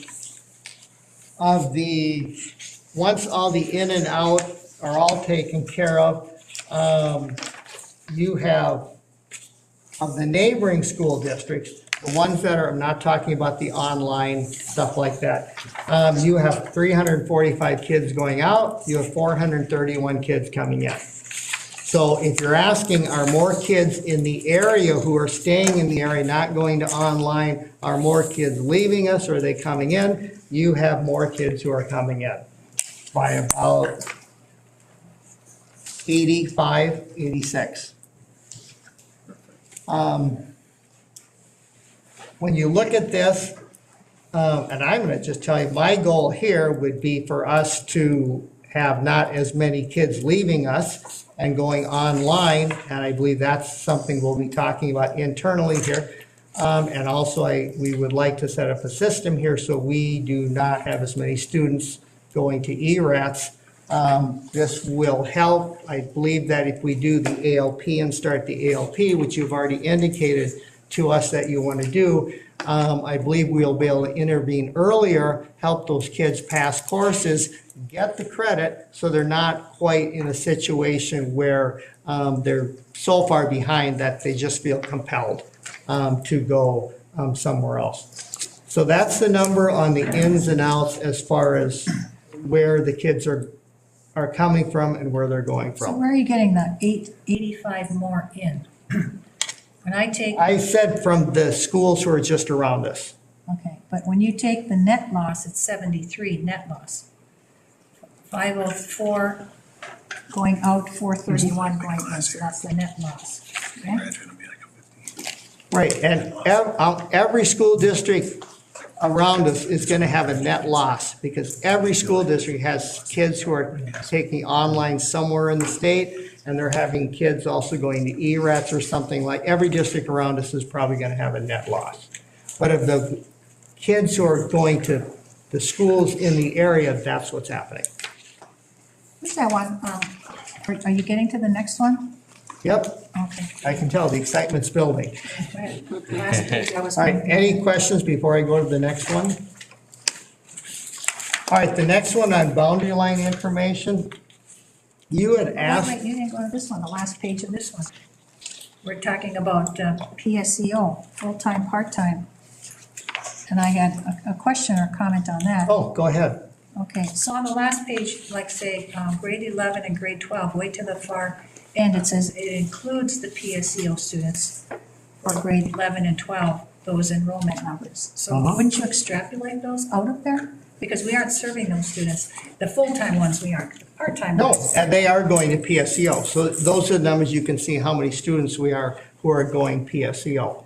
Yep. Okay, so. And we do have kids take, we've always had kids take PSEO. all the neighboring districts have kids who are taking PSEO. Right, so you're saying then the numbers for the 11th and the 12th grade, you've already extracted the PSEO students? PSEO is different, that's why it's on a different category. So those are kids who are going PSEO route. I know, but say for example, 331 on 24, 165 11th graders and 160 12th graders. Have you already taken out the full-time PSEO students in those numbers? Because you said it includes PSEO. No, because some of those students are still our students. They might be doing PSEO for one course or two. I know. Some are complete, so they're usually in parts. That's a different calculation. I understand, but it says PSEO grade 11, we have 7 full-time not with us, and at PSEO semester 1 and 8 semester 2. Grade 12, we have 32 full-time going to PSEO semester 1 and 33 semester 2. So again, did you extrapolate those full-time students out of those numbers? I think what Paulie's asking is the 32 full-time 12th graders they're not, we've already taken them out of our numbers. Yes, right, and it's not fair to compare the PSEO students with what's happening on some of the other charts, because they're leaving for a completely different reason. They're going the PSEO. The others are kids who are just going from one school district to another. They're not going because of PSEO. They're just going from one school district for another for a different, whatever reason. No, I understand that, but I think this is valuable information because we could start thinking of ways we might keep the PSEO students. Yes. Okay, and school within a school or college credit or whatever it's called these days. And so these numbers are important. And then if we take that percentage on the total, net loss of 73, that makes our other net loss a little bit less severe because of PSEO, and we can probably do something about that. And even the other ones, why they're leaving, maybe there's things we could do about that too, to convince. Yes, so there's a number of things I believe we can work on and can we keep some of those PSE students in-house, college into schools? Yeah. Can we do some things that would shorten that? Now, that's looking at it only from our perspective, because I believe our teachers can provide just as great instruction, and I believe our teachers can deliver the same services, better services, that's what I believe, and I think we can do that. Right, and the other grades too, if we can see that there's certain grades where we've got an exodus more than like in the elementary, maybe K through 3 and 4 through 6 or something, and something stands out. Well, why are they leaving us now? Is it a change of building? Is it a change of whatever? I'm just saying that this is important stuff to study. And this one too, you can take a lot of information out of just a chart like this, for the better. Right. Yeah. And so, on top of that, what I've spoken of at previous meetings too is a historic ADM count, school population count. And here's a very good one right from MD Data Center. And it starts here, 2021, where we became consolidated. And these must be audited numbers that we give the state up until when you have the stars, then it's estimated here and estimated this here for 24, 25, and 25, 26. So, this shows, what would you say, it's official information that we've given to the Well, this is state. official too, I'm sure. Well, for instance, I mean, yes, when we consolidated official numbers to the state, we're about 2,500, 2,528. The next one, it's actual 2,456, actual 2,223, 2,387. And then the rest are just extrapolated. It's 2,526. We have estimated, I understand when we estimate out and we give those numbers to the state, we've estimated for 25, 26, we'd have 2,032. So we'd have had a net loss, and I'm just saying, you asked me why are you pointing out the negatives? Why are you saying that we're losing students? Well, I'm saying that what can we do to not lose these students? Why are they going to follow the numbers and the statistics. And then I brought up a point, it's on the next discussion, but it is true, if we're gonna be billed for the NLC at 2,500, and we really don't even have that, when you might have 2,200. And if the information is fine and is correct, and it's fine, I accept it, that we will only be billed for the lease levy on our actual students. Okay, let's just stay on topic for the I am. enrollment. I'm making a point about our, starting with 2,500, and we have lost enrollment in ADMs, at average daily membership, so. 2,500, wait, when was that, what year? That, when we started, that's when we consolidated. Right That's the there. first year. I was going to make copies for everybody, and you can look at the numbers yourself, that's straight from. But did COVID Where's that affect from? that at all? Oh, absolutely. MDE. Huge All right, impact. so, And the numbers bear this out. You've had, like everybody else, you had more parents go online. You've had more parents do homeschool. You've had a number of parents who decided to go somewhere else, and some of those are still opting to do that. But And they do that all over because we have Well, I open guess, enrollment. Director Sorkin, but I guess the narrative is, I'm not being Pollyannish, the narrative here is not doom and gloom, that Rockridge is bleeding kids and we're losing kids left and right. Yes, I see some areas, most of your parents are choosing to stay in Rockridge. Most of your parents, for whatever reason, they love it here, they like it here. And yes, I see some areas that we can improve and do better on. And I'm pointing some of those out, and we'll work with staff and to try and improve some of those areas. And I believe we can do better in some of those areas. And not just parents, students. I do think it's all informative, and I think the numbers look pretty good for us right now, so I'm pleased. Yeah, it is good to have all the information and to have conversations about it, like you said, because we can always improve, and the goal is to retain students. and I'm sure every district I'm sure. has the same problem. Absolutely. And I think we've had a lot of discussion in the last couple of meetings about ideas for, increasing our enrollment or getting students back to our school district. And if you're looking at, the number of kids that are going online or they're going to ERATs, I think that we're having discussion later on in our meeting that will address those things also. And another factor to keep in mind too is that probably our districts, maybe across the state, especially maybe in our area, our Iron Range area, we have a population decline too, because if you start tracking the resident students are going down too on these things from MDE. So resident students go down, that means that your percentages are going to be, you have to look at these numbers in relation to those percentages of less and less students. And when we have less and less students, we also have less and less funding and things like that. So it's all good to know the.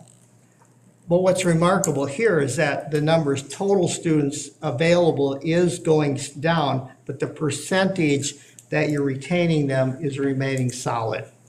It's very stable over the years. Let me quick go over one more, because I know you asked me about this one too. The boundary line information. Where are kids, are Laurentian kids going to Parkview? Are Parkview kids going down? What's happening there? And so you can see, so we looked this up, and I'm gonna, Bob Boss was a great assistance to this because he has all these numbers in the transportation world. So on the boundary line information, what's happening is that it's not as much as what people suspect. The short story here is that we have 43 kids coming from the north side of the district who normally geographically should be attending Parkview or North Star, who are attending Laurentian. These are elementary kids we're talking about, because everything gets mixed. 43 kids who normally would be going to North Star and Parkview who are going to Laurentian. I don't see that number. Can you tell me what page? It's right there. I added them together. It's on there. And so, and then what's happening is, I'm giving you the short story here, is that we have 65 kids who normally would be attending Laurentian who are attending either North Star or Parkview. So you have a few more kids from the going south to north. However, it's not that much of a difference. I don't see this as being significant because it could switch. The most interesting one is that I think what most people what I've heard were concerned about is, do we have a lot of midway kids who are flooding Laurentian and taking up space? No, you don't. In fact, there's 13 kids? From Midway who are, and we told the parents they could do this. If you could get your child to Laurentian, we'll take them. So you do not have very many Midway kids who, for whatever reason, are choosing to go to Laurentian. And we kind of knew that because when we were doing surveys, most of the parents at Midway, this is years ago, were telling us, no, I want my kid to go to, because that's just where their friends are and everything else, North Star, Parkview, and that's what's happened. This could change over time, but just wanted to let the board know that's currently what's happening right now. This has been part of the conversation before also, is that the Midway students are closer to the Laurentian, and we have, we can assign them the shortest distance to save us all kinds of money on buses and travel and what's safer or not safer.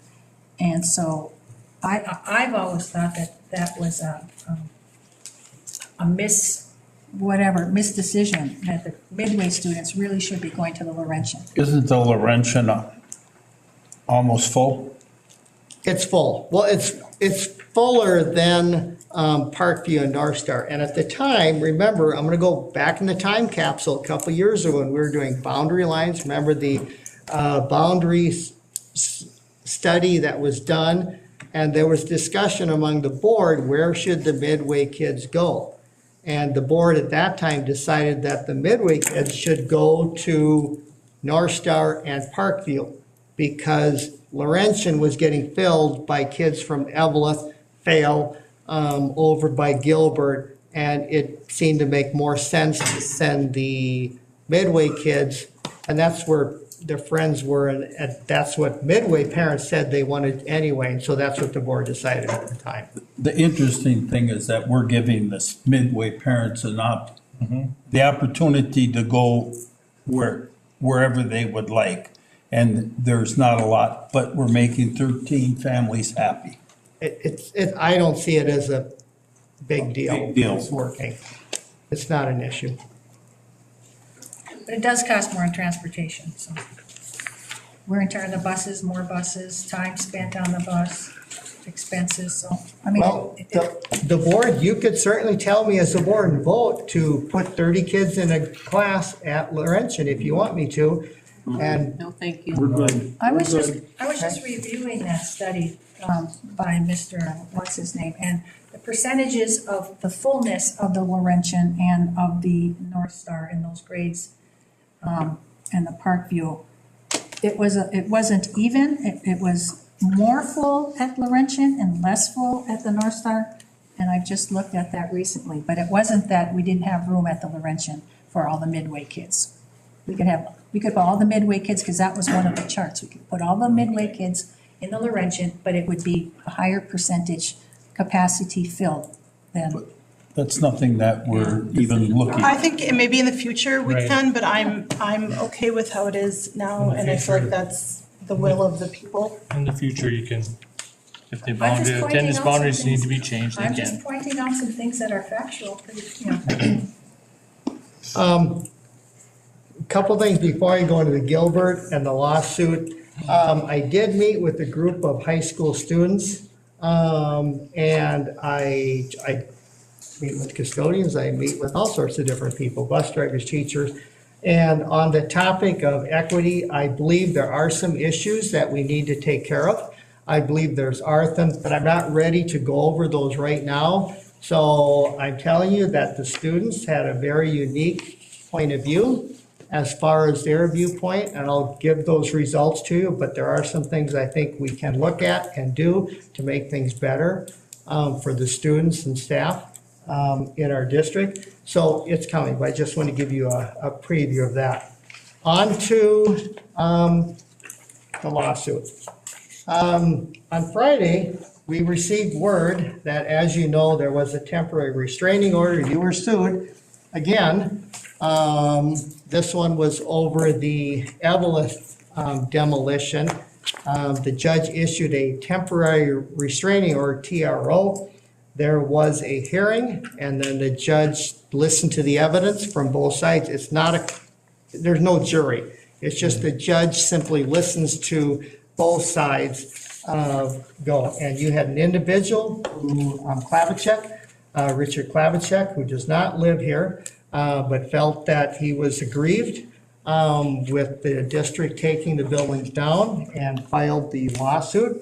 The lawsuit was thrown out, dismissed on Friday, which is really good news for you. As far as what the judge said, I just want to let you know a couple things that the judge said in regards to the lawsuit. I'm not going to go over everything, but some things that the judge said. Did point out that plaintiff Klavacek mentioned, this is the judge, says plaintiff Klavacek mentions neither a significant person or persons who attended either school nor a significant architectural style or period that the building showcased, nor a cultural component to those schools that should be preserved. Later on, the court must conclude from the record that harm to the plaintiff is merely the destruction of buildings in a community he no longer resides within, but about which he carries fond memories. For defendants, you, Independent School District Number 2909 in Rockridge Public Schools, the harm is distinctly more tangible. And then first, there is significant economic cost in maintaining any ailing buildings. He goes on to list some others. He says there are also safety considerations in the buildings remaining standing. If they're not used or maintained, they can become decrepit and dangerous. Later on, the judge says, upon hearing, plaintiff provided no indication or evidence that the buildings were evaluated or that they would even potentially qualify for inclusion on the National Register of Historic Places. A couple sentences later, the plaintiff had an expert, Mr. Davis. Plaintiff's expert, Mr. Davis, has not provided any significant evidence that the buildings are historic. He claims the buildings may be eligible for inclusion on the register. And then later on, plaintiff has not shown any more than speculation that possibly the buildings might be eligible for inclusion on the National Register. Plaintiff has had at least 2 years to bring this case or identify alternatives, but instead has waited until the eve of demolition to seek an injunction. Temporary restraining order is vacated, and further motion on the TRO is denied under Minnesota Rule of Civil Procedure. So what happens now is that we are moving forward with the abatement. As planned, we're a little bit behind, so they're moving fences. If you've been up there and you've seen Gilbert, they've moved the fence off of the Gilbert site. The fence will be going around the Evelyn site. We still have students in the Franklin building, however, and so what is happening now is we have moved some due bid items further towards the Franklin building. There will be another due bid auction in June. And Willie is staying there quietly. And Willie, do you have some information you can share with the board on the due bid? And I know you've had to make some changes on how this whole thing works on the due bid process. So before Willie speaks on that, on the due bid part, we had discussed here at the school board meetings a couple times about countersuing if there was any increases to our, as of right now, we don't know of any increased cost, correct? As of this minute, we haven't calculated those, but we will calculate those, and then at a future date, we'll talk. Okay. And you may need to go into closed session, which you can do if you're talking about legal matters. Okay, So- thank you. All right. The injunction, of course, caused us to cancel Evelyn High School auction number 3 that had started. Had over 300 items in it, ready for sale, pictured, posted. So a majority of that stuff will now and is unavailable. But our next steps, DUBID will go through the building and see what they could possibly want or think is worth saving and get it to the Franklin side of the campus. Only the higher ticket items, of course, because much has already been thrown away because we need to get out of that building and the items were loose. And we'll move it to the Franklin DUBID. And then they will be entering Franklin here to start sniffing items as soon as could be next week through the mid to late May. And then early as June, beginning of June, the Franklin and rest of EHS, EGHS sale will go live online. You're getting gray, Lily. When did Couldn't that be from happen? us. It's coming to these meetings, Tim, that is causing this gray hair. I went Just white. kidding, no disrespect intended, all humor intended. Thanks, Willie. Any questions on DUBID? No, thank you. Last thing on the board is that on the lawsuit, I know this is very frustrating. It's frustrating especially because you haven't lost any of these. I think there's been 8 or 9 of these in a row. And I wish people would stop doing this because this is costing you money. Because you do not get extra money for this. This means we have less money for the classroom. We have less money for teachers. So I really wish people would stop and they would trust the school board. You've worked with the city of Evelyn. I just wish there would be a little more trust as far as, because you are doing things right. And that's why you continue to prevail in these. And the legal action has cost our district $83,000 is what we discussed last meeting. Yep, well, it's going to be more because your bill hasn't come in on And that's our responsibility. your responsibility. So the insurance is paid. They don't pay everything Right. and your rates are going to go up. How far back did you calculate the lawsuit? We went back a couple of years. Couple years? Yep. Andrew, we didn't go back 6 or 7 years or anything like that. So, on this item, Gilbert Tennis Courts, just so the board knows, you have not had anyone approach you to ask you about the tennis courts. We specifically asked the city of Gilbert if they wanted the tennis courts. They talked about it and they specifically told you no. They do not want the tennis courts, so we went ahead and demolished them. The playground, which is currently there still in Gilbert, the city of Gilbert specifically asked you to leave the playground there, and we did. That's why the playground is still there, because the city of Gilbert asked it to stay there. Last thing. And the steps were wanted to be removed by the city of Gilbert. These steps. Yes, yes. They had did to not go. want them there. No, they had to go. The last thing I'll bring up is the Franklin building. North Star students will be leaving the Franklin building at the end of May, and there's a whole system for that. We'll talk about more coming up. But I want to let you know about, and the public to know, we will have a closing ceremony for the Franklin building. It will be a Franklin closing. It's not a North Star closing. It's not a Rock Ridge closing. It is a Evelyn Franklin building close. And so that will be coming up here. We'll get you information on when the date that's coming, but it's coming up later this month. Thursday, May 16th at 5 o'clock. So there'll be an official closing ceremony for the Franklin building. And that's it.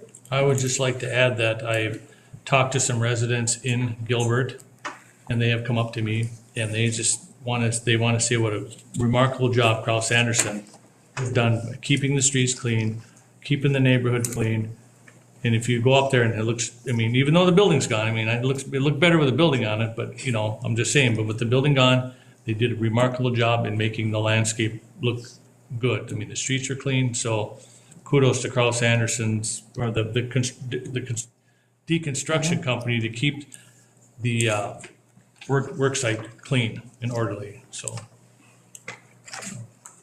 They were trying. They were trying to do right by Gilbert. I mean, at first, the roads got kind of muddy because the frost was coming out and we had a mild winter, but luckily we didn't have a whole lot of snow that created a lot of mud. But there was mud on the main street that people did complain about, but it was cleaned up as best they could, you know.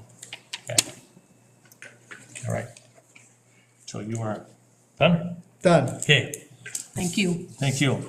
Moving along to the treasurer's report. Can I get a motion to approve the treasurer's report? So moved. Moved by Director Lotiger. Support? Support. Support by Albert Dahl. Any discussion?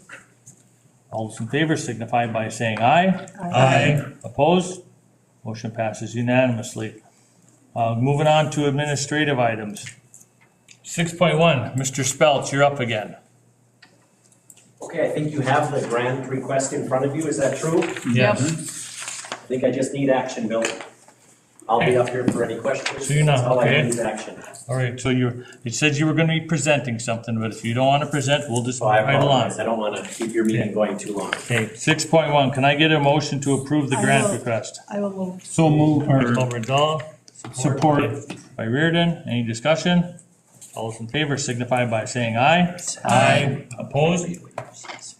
Motion passes unanimously. 6.2, here's another one from the, another grant approval. So moved. Moved by Director Lotiger. Support. Support by Director Yuhan. Any discussion? All those in favor signify by saying aye. Aye. Opposed? Motion passes unanimously. With me not coming up and talking about them, Bill, please make sure, again, it's in respect of your time, I want to especially thank the Virginia Community Foundation, again, all of their donors, everybody who gives to the Wolverine Fund and the Rockridge Education Fund. Those are the two grants that were just approved. Beautiful, incredible amount of monies that will be going to Rockridge High School and our all of our schools. The Wolverine Fund supports Minnesota State High School League sponsored activities only, and the Education Fund has a much broader scope for all of the buildings, all of the ages in Rockridge Public Schools. So thank you very much, Virginia Community Foundation. Thank you. Was there a grant request for the Laurentian at all? Do you know? There could be one coming, and there's a bunch coming from the announcement coming out of the Golden Bear Foundation. But I don't know of one on this cycle from Laurentian specifically on this 2023 monies, does it say? I believe we're closing out the 2023 monies. They're a year behind, so. Correct. And then they've also given us the 2024s that I will be bringing up to you soon. And that indoor sports cage for $7,500, is that something we need to replace?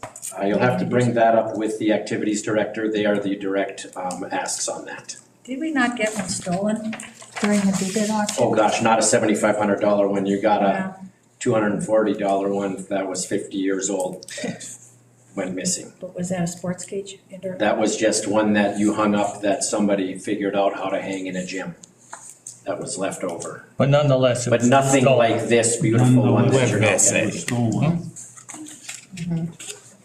Is that just for one sport, for baseball? Could it be used for like? Oh, baseball, softball, Golf golf balls. could consider to hit in there. All the Phi Ed classes could choose to use it. You could hit tennis serves in there. You could hit all kinds of things in there, yes. And that will be in the high Good school? question. That's the high school. Yep.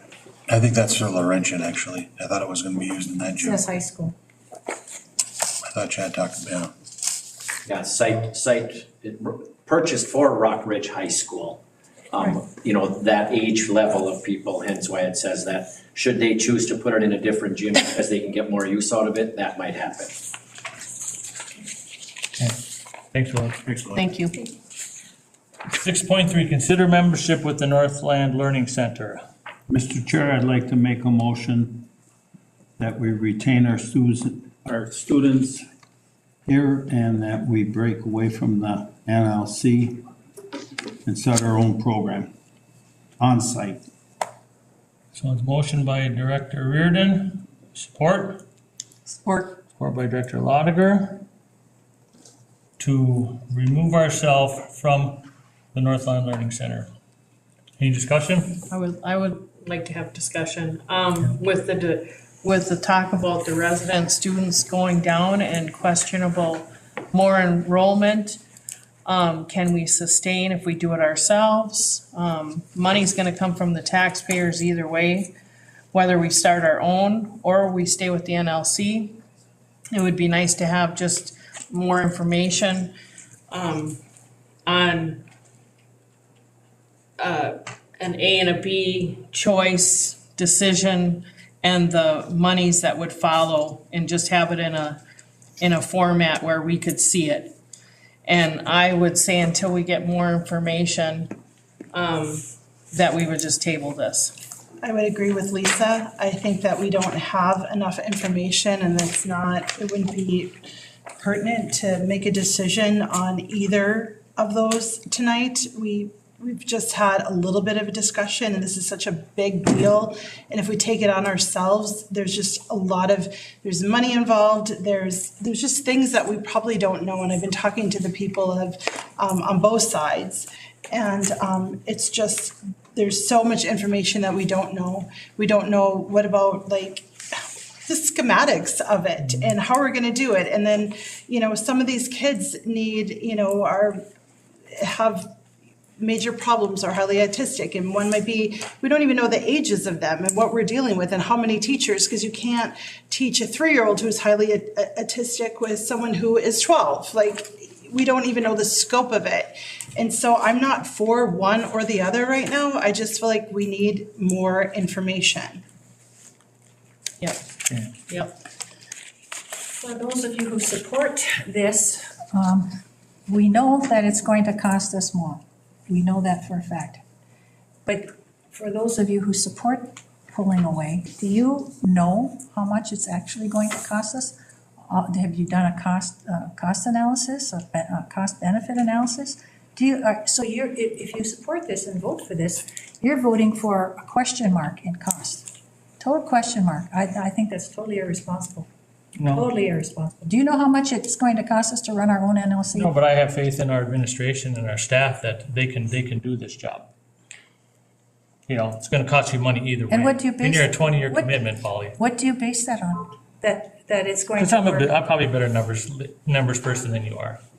But that does. I'm just serious. Oh, Bill, that doesn't matter. The fact is that we're sending students out and we're losing the money. Right. And we have staff that can do it. Well, this might be the right way to go, for sure. And Bill, I'm sure you do know more about money than I do, too. But we do have. Don't say too. Well, we do have, I'm sorry.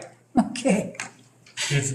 But we all have equal votes. And I just feel like it's not reasonable for us to make a decision just to have faith.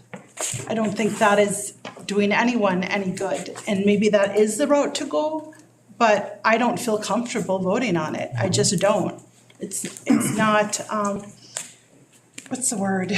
Responsible. Well, you asked me last week, Nicole, how I was gonna vote. I said, I've been on both sides of the fence on this. Getting the emails that we got in support of this, talking to the teachers. I spent a good portion of Friday afternoon talking to individual teachers and talking to our staff, our administrative staff. I think one thing that really swayed me was Mark Winter went through this at Winona, and he feels that this can be done here, and he feels a school of our size, it can be done effectively. That's all I have to say. So. And I think I've been on the fence too. I mean, Me too. 1 foot on each side, but I've spent, since this has become a topic, I've spent a lot of time making contact with other people. I contacted people from Duluth, and I've talked to administration. I've had a number of teachers reach out to me with emails and phone calls regarding this. And in talking to those people and talking to Noel and having Mark Winters here twice discussing it, it definitely, the fact that they feel that it can be done, the whole discussion about taxing our taxpayers with the NLC. I know it's only, could potentially be $7 or $34, whatever the case may be, but it's a 20-year commitment, all of those things. And if our back is against the wall and they're saying that, you know, we need to decide because they want to proceed, I mean, we could just not make a decision and just take our chances, but there's a good chance that they're going to move on without us. And as far as I'm concerned, I'd be okay with it, because in talking with all the teachers, administration, I think that we could do it. So and we could work with Hibbing now that they're not able to do a la carte stuff. And again, no offense to the NLC and the services that they've provided. I just think that we can provide a better service here for our students. And that was administration has told me that as well.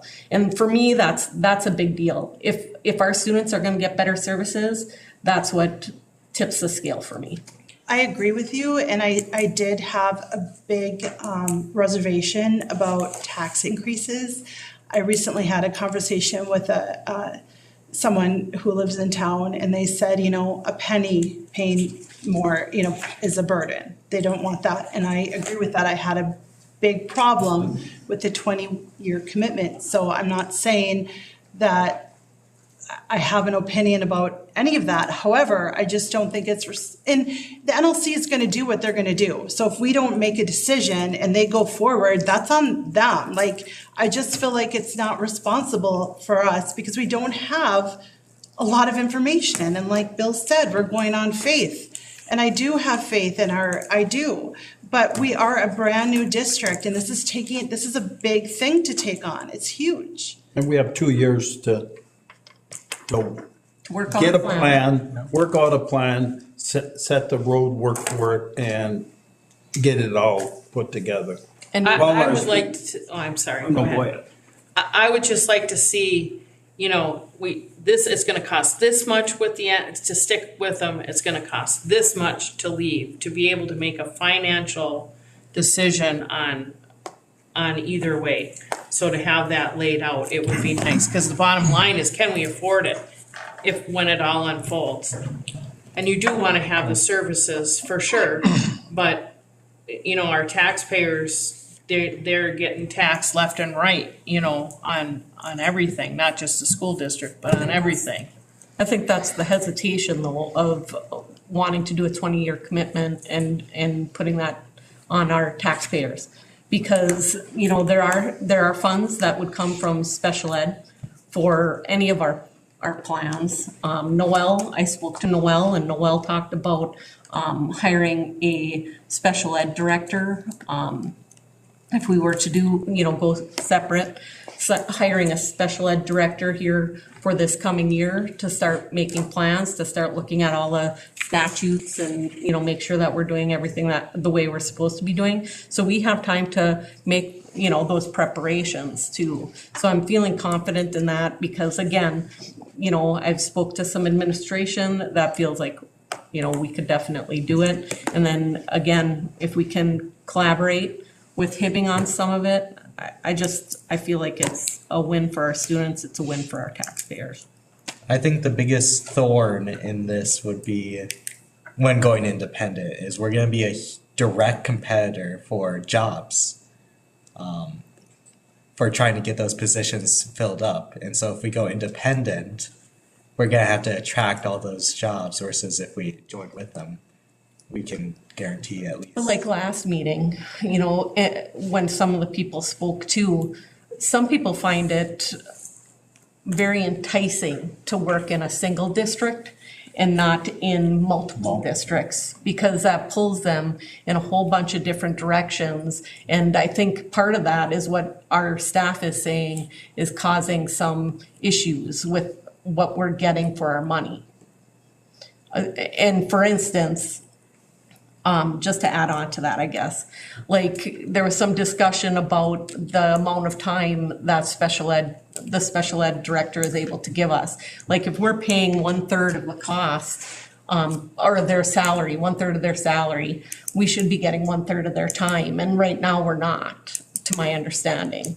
So, you know, it seems to me, with everybody that I talk to, this is a better route to go. To be fair, we did have teachers here that wanted to stay and did not want to leave. They felt like they were afraid of extra burden on themselves. So put that up. Again, I'm not advocating for or against. I just feel like I don't I've know. only gotten one email. Only gotten one myself. Yeah. I have two. Oh, so. But for, yeah, but we Against. heard, against. One But we that did wanted hear to stay people. with Yeah. NLC. Yep. I've only gotten one email. And with that being said too, there was some staff that felt uncomfortable with the whole situation. Like the initial meeting, when we discussed having a working session to talk about some of these things, I had said, you know, maybe we could have our staff here first and then have the NLC after, because then we could get the input from our staff, talk to the NLC about it. It wouldn't have put our staff members in an awkward position, because they do appreciate the work that the NLC has done. And, you know, they respect those people and like those people, and so they felt uncomfortable totally voicing their concerns because of the setting. I think this is totally fiscally irresponsible. Nobody has put together any kind of even an estimated total cost, let alone the facilities. Noel said at least $500,000 to $1 million to retrofit a building. We don't even know do we have sprinklers? Is that going to meet like the BTI in Virginia? What about if you've got teachers over there? What about an administrator? What about secretarial staff? What about all of the other things that you need in just the building alone? And there are so many things. There's another district that their superintendent came up with a list of 12 different areas that it's going to cost way more money. We don't even have a list like this to consider. And then Brandy, when you say we're going to get better services, I don't know, that's such a subjective statement. How do you know they're going to be better? With all the resources they have, I mean, you can have your opinion, we all have our own opinions, but to say for a fact and to pull away that they're going to get better services, I know. With all the way we want to do business is to say, I think, I feel, I'm confident in somebody else's opinion. We don't have the details worked out. We just don't have them. So you're make this decision. So, again, no disrespect, but you're advocating, you said you didn't understand why this, at the working session, you said you didn't understand why this was even a conversation, and that you felt we should stick with the NLC. But multiple times, we've been around this table and you've discussed taxpayers and burden to taxpayers and going out for referendums or going out for a vote and how people should be voting for these. But yet, you're sitting here today saying that we should go with the NLC, tax our taxpayers for 20 years. Randy, I've explained that. I don't like how it happened. I don't like how it happened at all. And when somebody out here said, was it you, Troy? The community didn't have input, the teachers, the students. Well, board members and boards didn't have input either. Okay, I don't like that part of it, but the trade-off is enormous to say, I didn't like how it happened and we're gonna tax our taxpayers. Yeah, $7 a year over 20 years, we're going to have some expenses anyhow. I can just bet that we're going to come with another excess levy referendum for our needs. Our taxpayers are going to be taxed anyway. But that trade-off is minuscule compared to what I think we're going to lose by not going. So I separate them. I said that I separate those. So have you looked at the cost or the dollar figures on how much it's costing us paying the NLC? Yeah. For their services? Noel gave us a whole sheet. You've looked that up and down and we only pay a portion of it. Now we're gonna have to pay 100% of these services. And our staff has also said how we have staff within the building too that have those degrees as well, that are needed for some of these positions. If you say, why did Hibbing want to go à la carte if it was working so well for them? But now they can't. Can I please? Well, yeah, but now Can they I can't. finish? Can I finish? Well, you know, Polly, you bring stuff up. But that can I does- finish my That isn't statement? relevant. Yes, it is, because you're talking about sharing service. She was able to talk about sharing services with Hibbing. Okay, now bring Hibbing into the picture. Hibbing doesn't have a level 4 program. They call all their level 4 kids level 3. And now we're gonna have to do the same. And that's a category of students that have the most difficulties and the most needs, okay? And so why did they want to come to the NLC for those services à la carte in the ALC?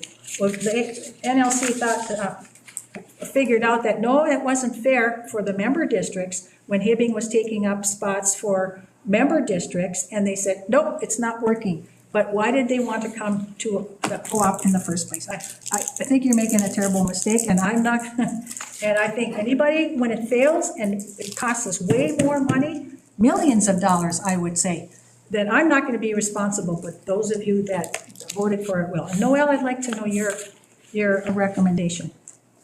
First of all, on the topic of Hibbing, I have spoken to the Hibbing superintendent and the Hibbing special ed director, because that's my job to, based upon what you decide, to come up with different options and scenarios. So they do run their own special ed. They did inquire with the NLC about doing some programs with a very small number of kids. The NLC said, no, thank you. So Hibbing understands that, and they're just going to figure out a way to take care of the kids there, which they believe they can do.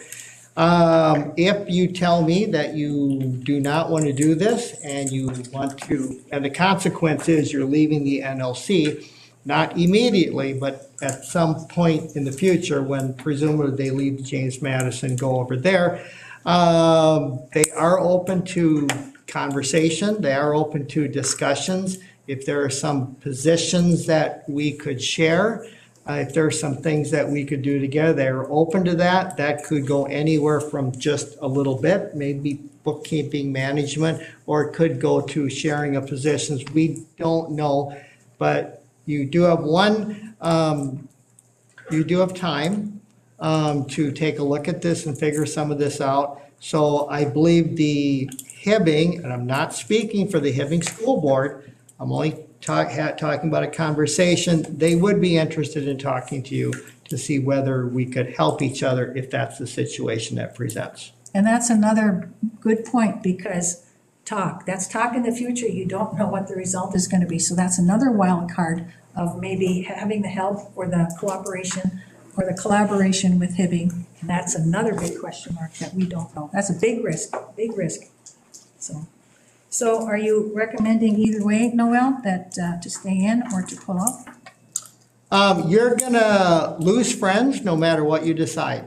You're going to make enemies no matter what you decide here. If you decide to stay in,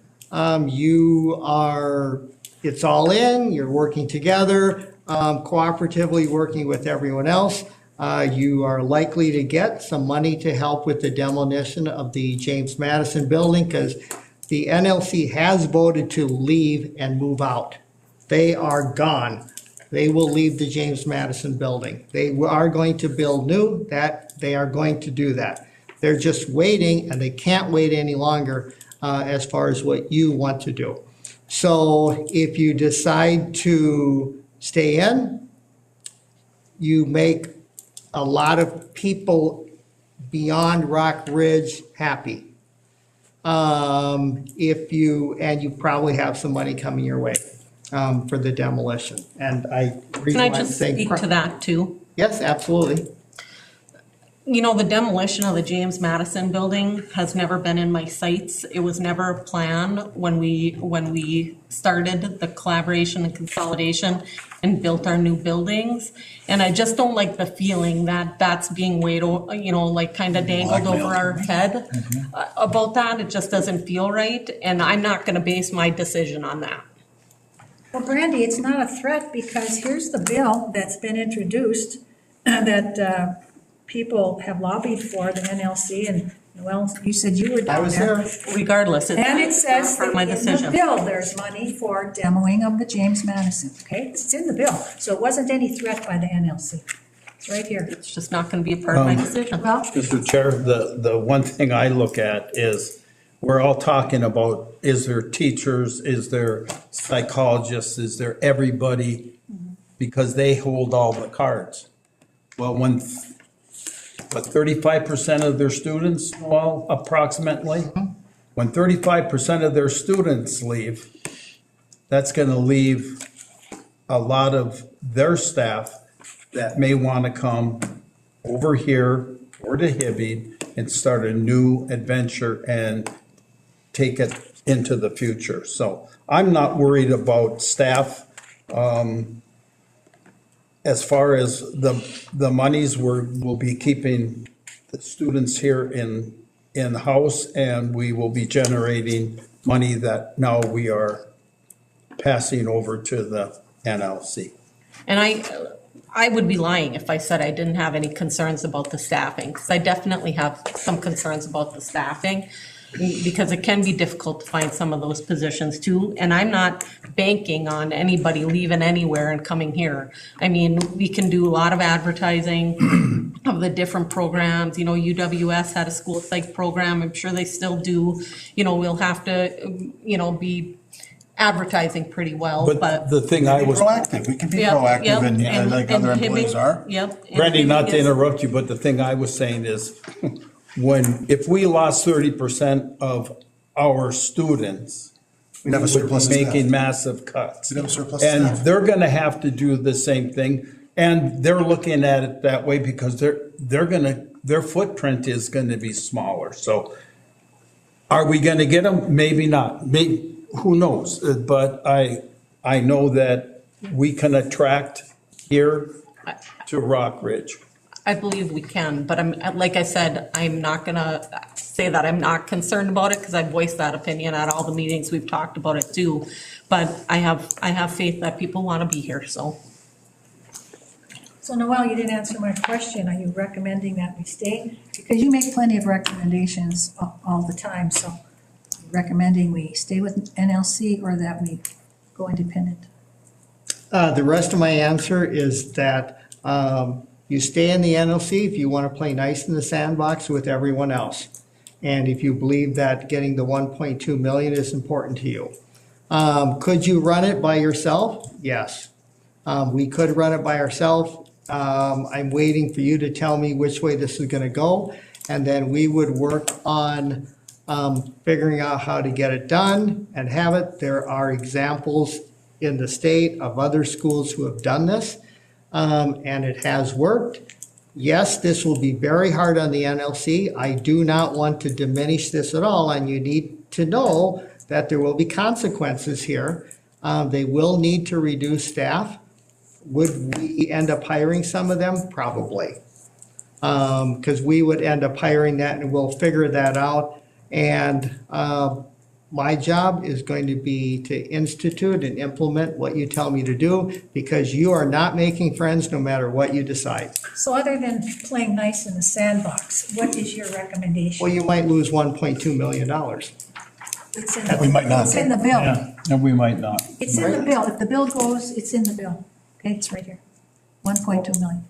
I'm just saying this, So, just so you understand. like the song goes, shall I stay or shall I go? Please give a recommendation, So we have a motion by Director Ridden, support by. other than playing nice in the sandbox. Do you think it's a good thing to stay or a good thing to leave? He's given us good points on both sides, Pauline. It's our decision. So is non-committal? You won't say either way of how you decide to, what you're recommending that we do. If you had a vote, what would you vote? I don't have a vote, but here's the deal. Give And us I'm some recommendation. losing friends with everything that I'm about to say. This is why superintendents have no friends.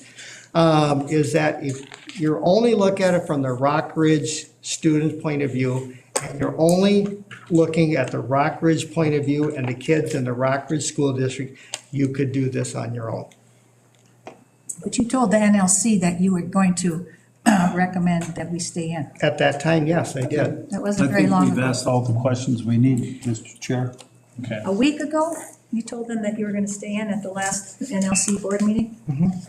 Okay, so. Was that's- that what, the one I where changed you it. were I on the changed it. screen with a different name? I changed that? my Is mind. that the one where you were participating in the audience on screen with a different name? No, I was observer. I'm the observer. Let's, Can I just want to reiterate, And I put my name there too, depends on what Zoom meeting I've been on previously, it just goes on. Go ahead, Nicole. I just want to reiterate, I'm not against either or for either. I just really don't, I'd like more information and I would like Me too. more public input and teacher input. That's just how I feel. I don't think it's responsible right now. Okay, so we got a motion by Director Reardon, support by Director Lotiger. I'm gonna cast the vote now. Director Reardon? yes, To stay in the NLC, or to leave the NLC? correct, yes. Yes. Director Lotiger? Yes. Director Lotiger is a yes. Director Yuhan? Yes. Director Yuhan's a yes. Director Addy is a yes. Director Dahl? Because of lack of No, information, you just vote. I will Yeah. abstain. I can say what I want. Yeah. No, I mean, you're really not Yeah. supposed to Okay. vote, I've just vote. heard it other ways and I She just can did. abstain, but it's Let her, what let you'd her, like. Let her, do her thing. Go ahead, Nicole. I not just said, proper protocol. because of lack of information, I feel like I need to abstain. Okay, all right, so we got one abstention. Abstain. No. Okay, so we got Abstentions. 3 yeses, 2 abstentions, and we 1 have no. 4 yeses, 4 yeses. 2 abstentions, and 1 no. That go with the majority. Correct. Yep. Perfect. Okay, moving on. Consider approval of the tennis agreement. I get a motion to approve I that. will move. Move that by Director Support. Dahl, support by Director Lotiger. Any discussion? All those in favor signify by saying aye. Aye. Opposed? Motion passes unanimously. 6.5, consider approval of the 2023-2024 teacher seniority list. So moved. Moved by Director Reardon, support by Director Yuhan. Any discussion? This is a good thing to have, really, because we get to see all their licensures and it's good information. If I like data, I like data. Okay. Okay. Any more discussion? All those in favor signify by saying aye. Aye. Opposed? Motion passes unanimously. 6.6, this, consider choosing a second meeting in May, okay? I'm probably not gonna be at the second meeting, but you guys can, We haven't even picked it yet. no, I mean, I The know. whole month of May off or what? No, it says the second meeting. Yeah. You gotta come up with a date. Yeah, we haven't picked it yet. We haven't picked a date, how do you know you're not You gonna know if be you here? can go. Because it's gonna be the second and third week, or, I didn't know. How do you know? okay, all right. He knows. I'm bailing. You're yeah, Okay. your crystal ball is a lot clearer than mine. Consider a second meeting in May, since the fourth Monday in May is Memorial Day. 28th, Tuesday? I won't be available for that. Okay. Should we keep it on a Monday? Could we do it the 20th of May? What day is that? Brenda? That's It's a Monday. Yeah, I'd rather keep it Mondays because, Ooh, that's my anniversary. well, Oh, we'll do it then. We'll bring you a Sorry, cake. Jan. 20th, I'll be gone the last 2 weeks of May. It's leaving the 16th. So John, you'll be running the show, or Brandy can run the show, or just have no meeting. That's an, Is it, do we need to have a meeting? Is it, Noel, your experience, is it one that's gonna, We could, you'll just have more on the bookends, but you don't have to have a meeting that if you would prefer not to. I say we skip it. Whatever you decide, yeah. don't we have to, let's see, May, by the end of June for the probationary teachers, we talked about common courtesy is to give them their, We have talked to those folks, so there's some legal things you have to do, but they know that it's likely to happen. You are able to do that in up to June 30th. Yeah. So is there a date, or do we just not? Make a motion to have one meeting in May. One meeting in May, so we got a motion by Director Yuhan to have just one meeting in May. I'll second it. Support by Director Westby, right? Yeah. Any more discussion? All All those in favor signify by saying aye. Huh? No, I'm kidding. That was the word of the night, right? That was the Yeah. word of the night. If something came up, we could have a special meeting, so we needed. Yeah, Yeah. if something came up. Yeah, let's do that. Okay. Meeting announcements, our next regular meeting will be May 13th. And can I get a motion to adjourn? So move. Reardon, support by Lotiger. All those in favor signify by saying aye. Aye. Opposed, motion passed unanimously. Thank you.